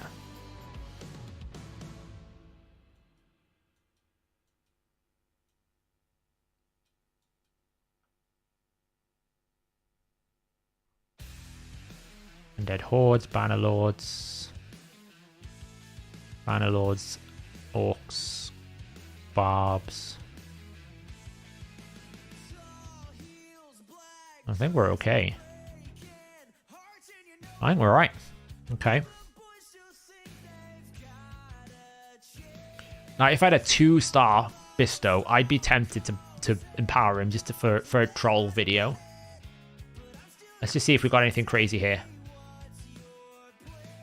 Attack. With attack percentage. It's a bit dismal. That's a little bit of an improvement. Is it recommending I change? It's not. Have I taken that banner off? It's saying that this is the best banner. I don't understand how that's possible when that banner exists.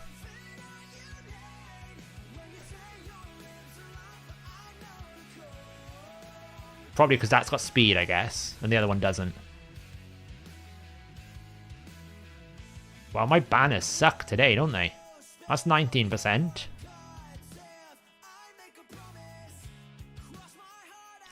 And obviously, that you could go a flat stat option with the option here. So you could go like crit damage with an attack flat stat. Oh, come on, lag. Oh, so laggy sometimes. Like that, for example. 3 strong.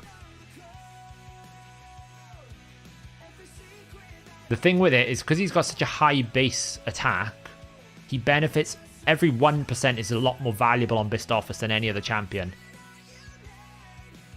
Because he gains a lot from percentages. That's why empowerment on him would be quite insane, right? A +4 Bistoffus would gain 718 attack. He'd basically gain, that's a lot of attack. It's a lot of attack he'd gain. He'd have to take this. That's 364. So comparison-wise, basically, what is that? 15% more. Attack is about 364 attack. It's curious. What's a good blessing for Venom Age?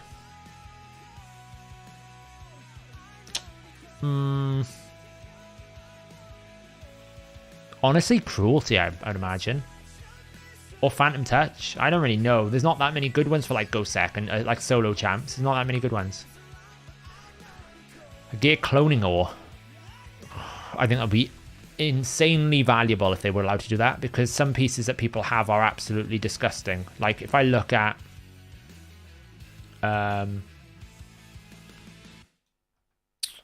show set, Savage,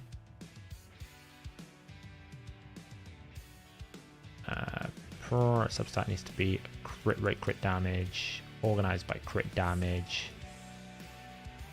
Like, do you really want me to be able to clone this particular thing?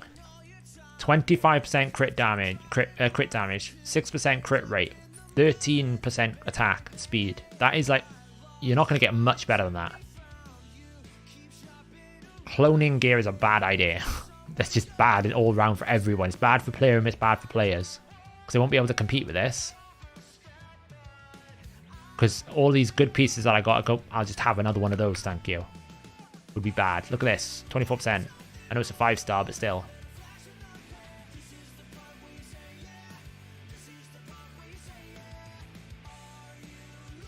So I mean, I could do it. I'm tempted by it. It's crazy to me that a champion like this, like with that much base attack, with all these stats that I gave him, still only did that much damage. But then again, he is an incredibly bad build. Like, this gear is good, I suppose. What's he got? Like, that's nothing special. That's something I just put on him now. It's okay. It's okay, it's not bad. There's nothing there that's special. That's pretty average. He's got an average banner on. He's not even got a 6-star banner. And he's pumping out 160,000 or 130,000.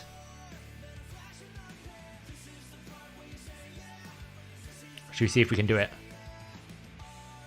Oh, we were close. Anyway, I'm bankrupt again. Great. Awesome. Guess I'm farming silver. Is the silver watches thing lasting another day? Yeah, cool. I guess I'm farming silver watches tomorrow.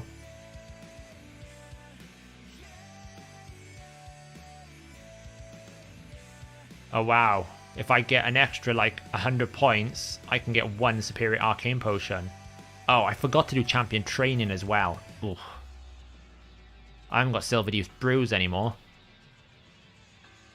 Oh, well, I guess we're using some gems tonight. Let's make a bunch of these. Use gems. Crack on.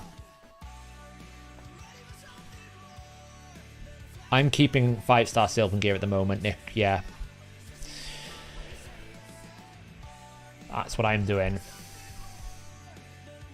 This build here. Where was he?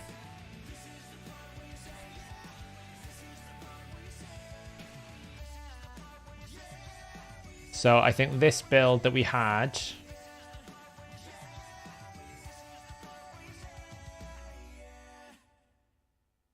I think it's this one that's going to show up here. 8.61k, 286. That's the best one it was showing. So it's an extra 62,000 damage on my current 101,000 that's predicting. So it's about 60% increase. So if that's like we did about 110 to, let's say we did 120,000. It's about, that would do 200,000 instead. I know, I need silver so bad. We've burned through 15 million tonight, and I don't really feel like I've done an awful lot of gearing. You know? I don't feel like I've done an awful lot.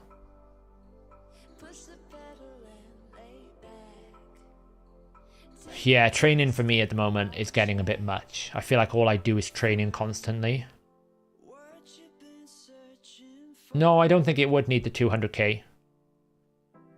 If anything, I could get rid of it with Savage. Like, remember that 200k wasn't with Savage. That was within Broken Pieces. If I put this would be a Savage build, Savage Cruel. So it would actually be with 30% more ignore defense, which is pretty much a Helm Smasher.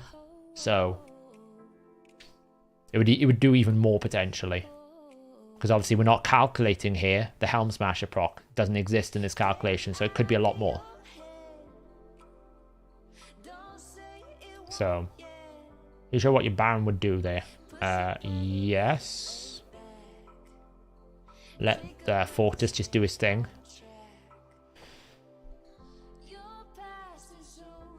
No problem, Nick. I'm glad it's working out for you.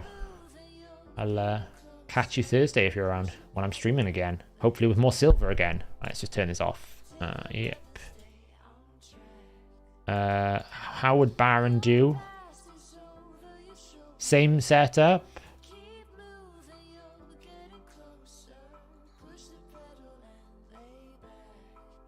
So in that. We don't need Cupidus this time. So we can literally just run with that because it's the same setup. Because we don't need Countess Licks. We don't need the Aura because Baron will do it himself.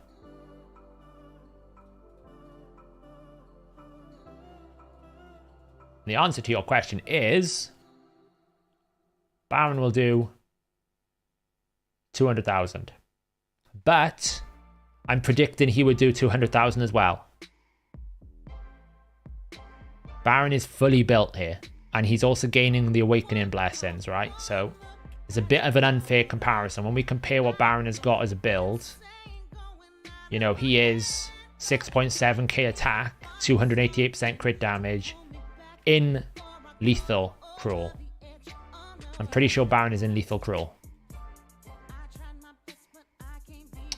Lethal Cruel. But my Baron is in Flawless, not Helm Smasher. So it's kind of like the same matchup,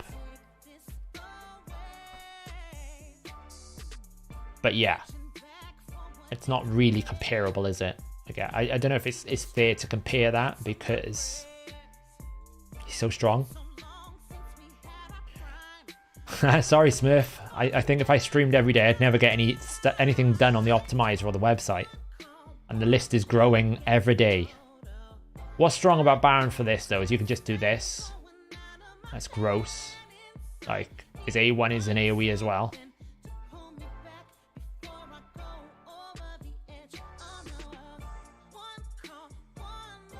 I do, so Iron Twins. So yeah, so that's an unbuffed one, 68,000. So, why is he in Flawless? Because do I really need an extra 20% crit? So, you got to remember, he's in Savage, he's in Lethal Cruel, right? So, he's already at 80% ignore defense. I'd rather just like a consistent 20% more damage than over-egging the ignore defense. One idea I could have, if I get him one more Star Awakened, is actually run him Crushing Rend. Because if he's in Crushing Rend, he gains 35% ignore defense or 25% ignore defense in certain stages. So he would then hit 100% ignore defense. I wouldn't need Cruel, and that would be different. So potentially, Crushing Rend. Crushing Rend could be better than Soul Reap.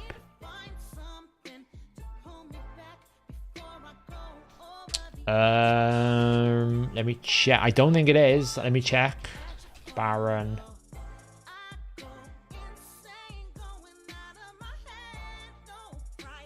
Yeah, it will be.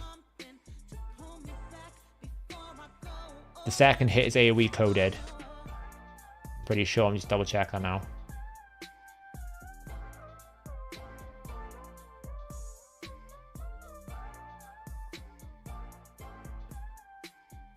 Yeah, it will be. Defiant will reduce the second hit of this A1 because it's coded as AoE.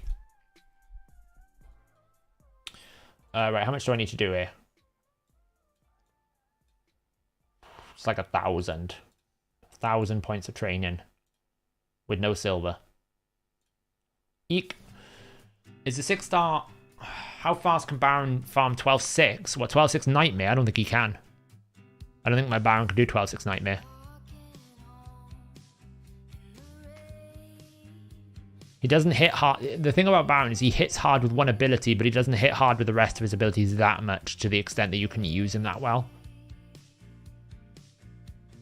Which blessing for Ugo and Uko in Hydra? Ugo would not... Uko would benefit from Cruelty. Ugo would benefit from...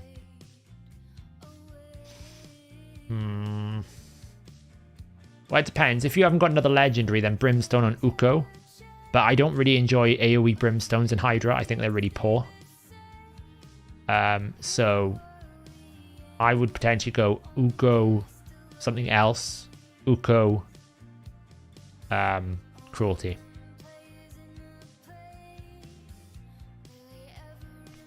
I'll show you my substance build now. I don't think this Baron can do this. Like, I'm pretty sure he may be able to nuke this wave. But now he's got this problem of he can't do enough damage, see? Takes him too long to get back to his abilities. He can do it. It's just I don't think he can auto it safely. Like if I press auto, can he do it safely on auto? Because he'll probably A2. And then he can't A1.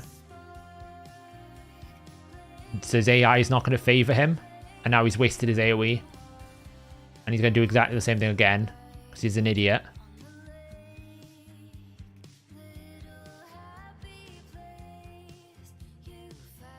Not bad. It's just not very safe. Whereas Fortis is like 100% guaranteed he'll never fail. When I fix Fortis Masteries and I book him, it's going to be perfect. Miracle Heal I would not bother with at all in Hydra. I think it's wasted. I think it's pointless. Because the problem is Ugo brings Leech and Leech doesn't work with Miracle Heal and then you can never recover the lost HP anyway, so there's just not worth it. It's just pointless. Do you build Brogdon with any damage for Hydra? I think you should. His A2 is pretty strong. But not at the expense of survivability. I'll show you my Septimus build now. Sorry, I meant to do that. Do the damage percentage boosts from books affect the damage from all of their skills, or just the skills? Only the skills they work go to. So if the book is on A2, it only increases the A2's damage.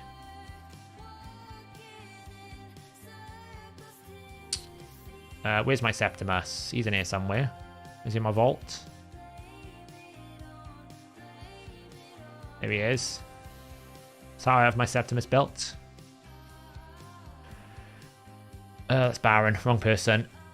We have him in lethal. Not really maxed out. 6.3k attack, 239% crit damage and things. I actually enjoy his A1. I think his A1 is very useful in certain places because he gets that extra turn kill and he can reset. Pretty useful into some bosses. To be honest, the best enemy max HP nuker in the game apart from Acrizia is Armiger. It goes Acrizia, Armiger, then your other enemy max HP nukers. Unless you need AoE, then obviously Hydra, Hesk, and Royal Guard take precedent. But he's still pretty good because he can like poke this, then this, poke this, then this. He's good. What's useful about him is on the waves getting to the bosses in Doom Tower, he can kill the ads pretty quickly because he can A1 them all down.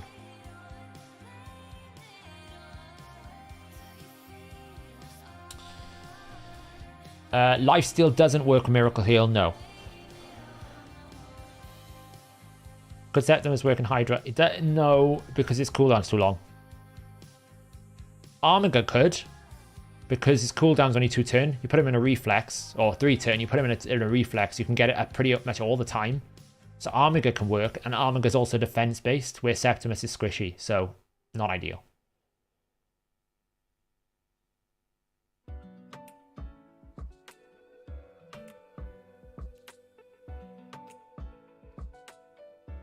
The cat's just woke up. Probably lots of food now, yeah? Right, guys, I think we're going to leave it there. We actually managed to achieve the goal of building Cupidus, doing 2 Hydra keys, and somehow getting sidetracked along the way with Bistophus. Don't ask me how we did that. But hey, you know, I could build like an 11,000 attack Bistophus. That could be a joke, I guess. We'll see how much that does. Actually, let's just a quick comparison here. So we said this top build would do about 163,000. So if I go back to what I wanted to do at the start, which was balanced mode, configure, masteries, use everything we've got, increase attack, aura of like 33%, and then just ramp the attack up to max. Oh, we didn't do glyphs. Should always do glyphs, basic. Let's just say we could get fully max out all the glyphs, just as a joke. Because, you know, it's never going to happen.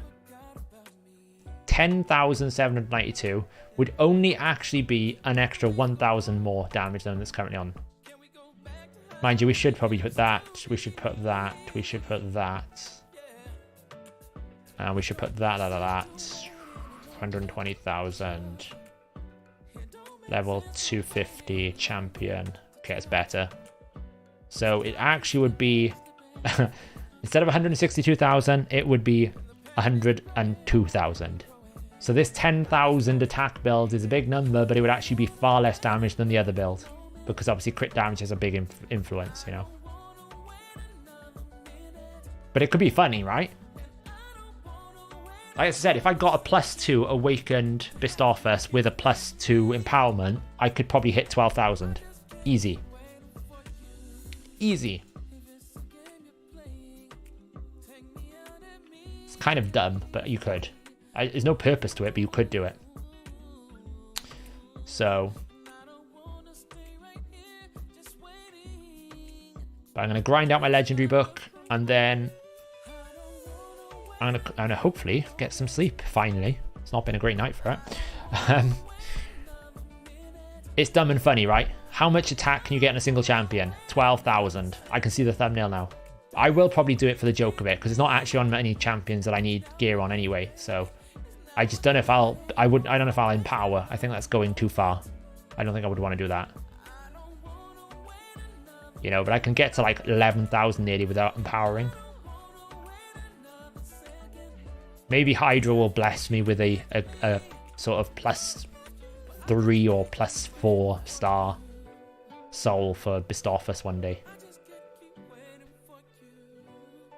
It's actually amazing sometimes how, you know, he has 4 attempts at 40% and somehow never doesn't manage to proc it. And also, watching Fortis Farm campaign makes you realize how rubbish Fear can be at sometimes when 3 of them in a row use, if you know, don't get Fear procced. Considering he's also got a passive that increases that odd by another 15%. So yeah. I've been thinking about doing a video on life tokens recently, because it's got to the point now where I think they've forgotten that the life token system exists, because I'm pretty sure they said they were going to rotate the shop, and it's been a year and they haven't even touched it. I was going to do a bit of a what happened to the life token system, guys. Is that another system we're just going to have a different currency for, but we're not going to do anything with? Because the free 500 tokens that I was going to get, which I was told was a legendary champion, is still sitting in my thing waiting for me to actually burn legendary champions that I don't want to burn, because I've actually nearly pulled them all now. The only ones I don't have is Tomb Lord and Santa, but who cares about that? Yeah, they said they were going to rotate it, but I mean, they rotated nothing. So yes, it's that system where you delete champions, but you need to delete 5 of them to get 1. That great system that everyone was going to do. I was tempted when Foley was quite good, but now that I've got Foley and he's no longer good because he can't kill anyone, I'm even less like motivated to even use them. I'll gladly trade my life tokens in for arena gold medals, because at some point they're going to do something with those arena gold medals. They're not going to do anything with life tokens.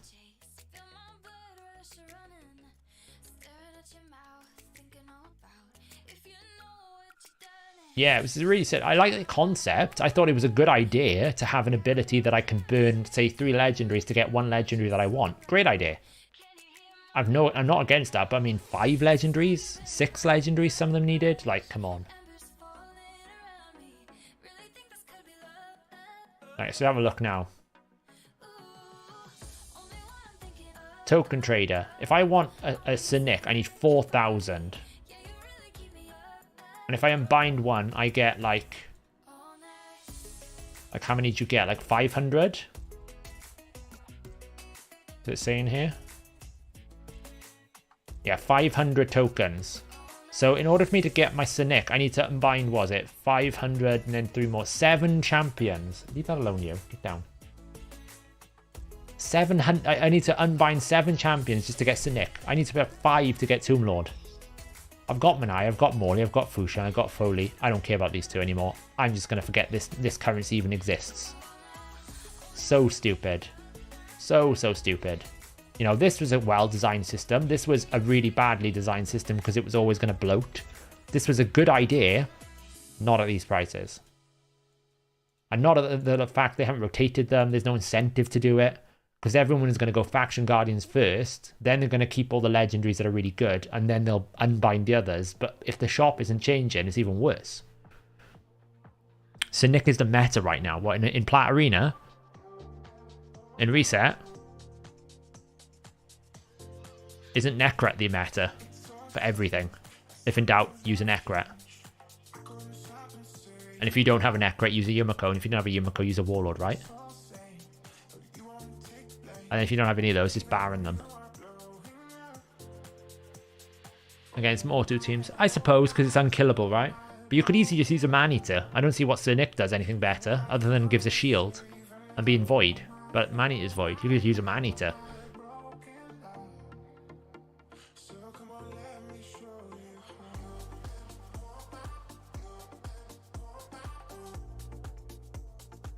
I don't think it's smart. Well, Swagger, you can pull to 150 if you wanted to, because they've never ever done a guaranteed that was more than 150 ancients. So you can pull like 23 if you want, if you're close to Mercy. Because obviously the guaranteed is not Mercy, right? So you'd pull the rest to get the guaranteed. So if you want to do that, then I think that's not a bad idea. If you know you're close to Mercy, right? Because what you got to remember about the 1+1, if you can hit the 1+1, it's really good. You know, it's not that far off the odds of if you're on ×2 ancient, because effectively you get 2. So if you can do that, great. It's just the problem is if you need to hit the +1+1.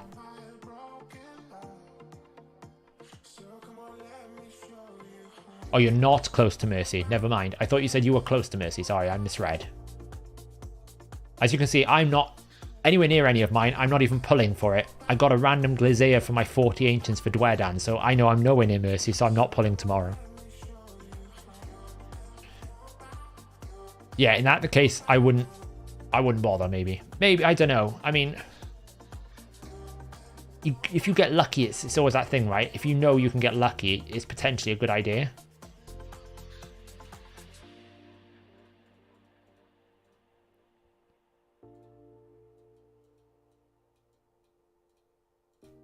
But not being close to Mercy is a bit of a put-off, I guess.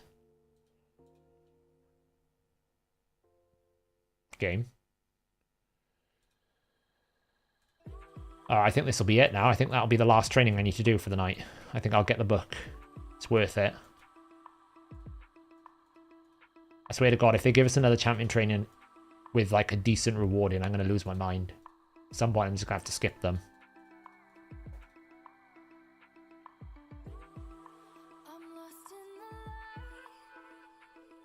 Your 101 from Ancient Mercy. Well, I mean, you can still go another 100 deep before you hit the Mercy. How much more do we need? Oof.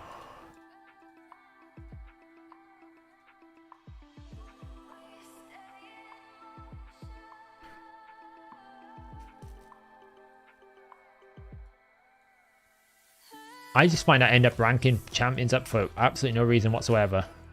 Well, I say that I will do content on a lot of them. Like I've got Dwedan there. I could 6-star him if I want. I went a bit too aggressive there on pots. No. Game, stop lagging. It's got to that time of day where it knows I've played the game too long.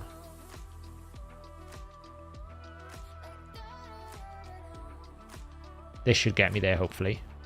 With a bit of luck.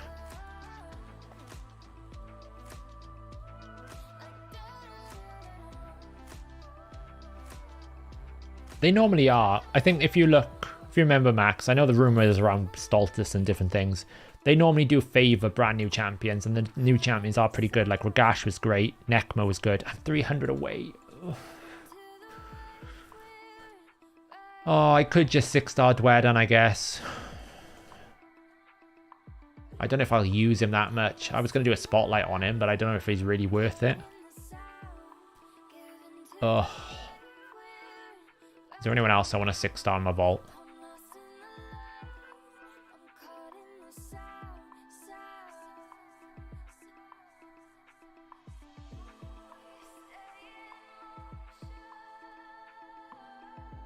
Not really. Oh.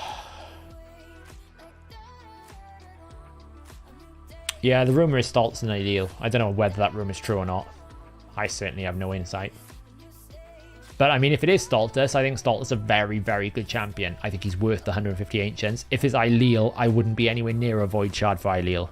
The only thing I fear about Void champions is they're more likely to get buffed than any other champion, and if he's not got much playtime, then they will want to put some priority to him. So they could buff him to be absolutely broken with the type of kit that he's got, or they could just leave him as he is and say he was working as intended, but he's not.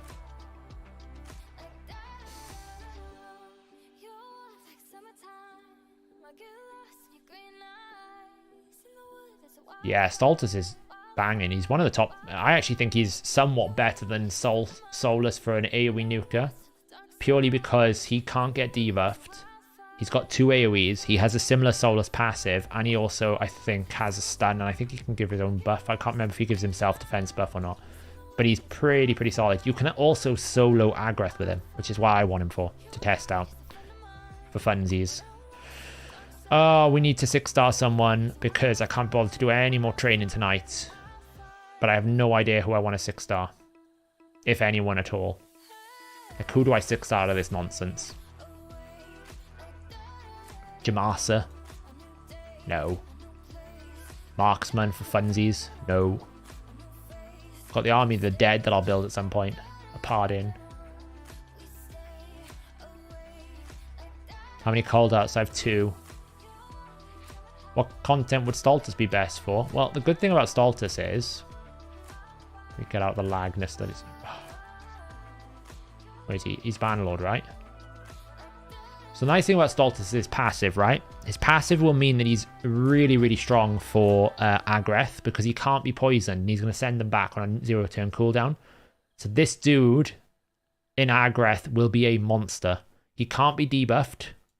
He's got an AoE, places increased defense, then he attacks. Arena is perfect. He's got another one for stun, so if you want to run him in Doom Tower control, each hit has a 50% chance. So each hit has a 75% chance of stunning someone. Twice hit. Really strong control. And then he's got a bit of turn meter control on his A1 as well. 20% bucks. 20% bucks. This dude, in my opinion, is really strong. This is a bit clunky. It's a bit like Asuga's A2. It's a bit clunky. It's okay. But this, the multipliers, the fact he buffs then attacks, that's really important. And the fact he has this immunity. I think you can play him in High Doom Tower. I think you can play him in Agreth. I think you can play him in Arena. You probably can't play him in somewhere like Hydra. And Clan Boss will be difficult because he's defense-based, and Clan Boss generally defense-based is not ideal. We see that with Michinaki, where he's really strong, but it's really hard to build a team around him. So Jamasa's passive is rubbish though. 20%, it just doesn't do anything. That's the problem. It's so low.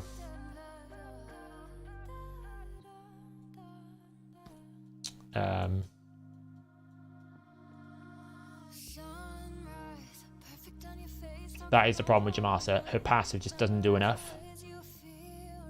You never see it activate.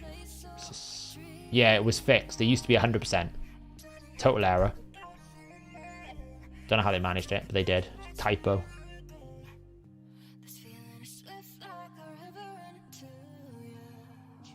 We could run Urticata. I think I got masteries on Urticata, haven't I?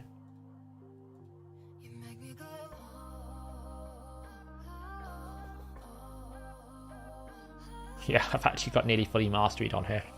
Let's just 6-star Urticata. I don't need the food. I got the food already there. Yeah, I've got plenty of food here.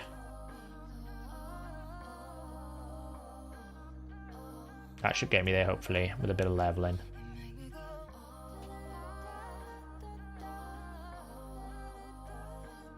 There he goes. Legendary book done. Yeah, I think she's much better with Chronum. Don't get me wrong. On her own, she's not good enough. With Chronum, she's really good. But as you can see by the sorry state of my referral system, I'm not even close. I'm not even close. Not even close. Urticata's good. I want to make a traditional Clan Boss team with Snick Track. So I'm thinking of running a team like we run Snicky Track for his little passive reflect thing. We run with Urticata. So we get our Poisoner. Where is she? It's a demon spawn, right? So we get this passive. Hex out, poison. Do some fun stuff. And then we bring like an ally protector will be Snick Track. Then we bring like an extender. So probably Godseeker, I'd have thought. Then we can bring like a shielder. Someone like Brogni, probably. Maybe not Brogni, he's a bit too OP. Bring like a bit of an epic healer. Just to kind of like show people how to build like traditional Clan Boss teams for their starter team. I think a lot of people struggle and kind of get biased towards Unkillable and not realize there is some value to still be had with if you have the right champions and a right traditional team. So it's not the end of the day. So yeah.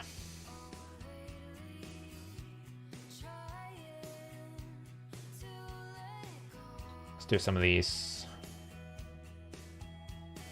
Use gems, continue, boom. Do I want to use gems for this? No. Might as well use it now.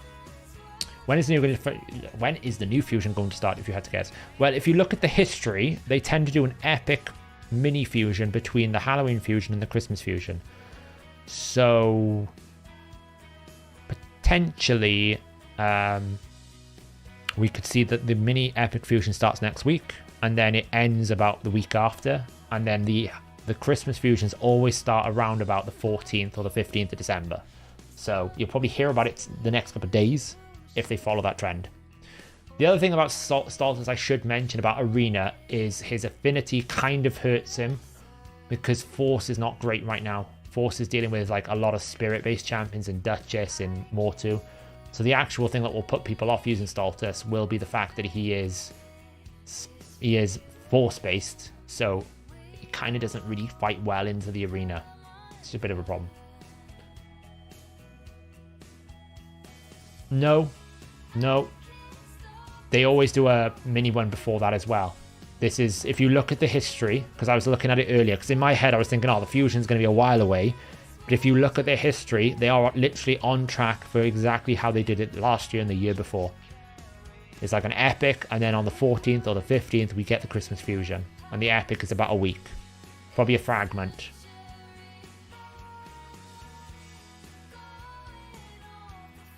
Oh, don't worry about it, Solo. I spell my name wrong every day. I can't even say my name half the time.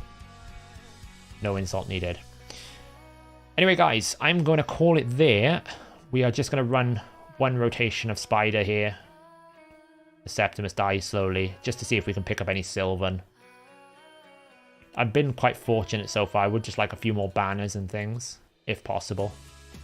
But I'm trying not to deplete my gems too much, because I've burnt through a bunch of them lately trying to get all these different events done. And I know there's going to be Dragon tomorrow, so that's going to take some more energy and effort. But yeah, we're not getting any Sylvan, are we? Where's the Sylvan times 2, guys? Jeez. So, thanks for hanging out, guys. If you've enjoyed it, hit the subscribe button. I stream Monday and Thursday. Videos go out normally every day, but it's been so busy lately that I haven't had a chance today. Tomorrow we'll have like a Defiant set coming out, about a breakdown about how Defiant works in detail. But yeah, thanks for watching, guys, and I'll catch you in the next stream.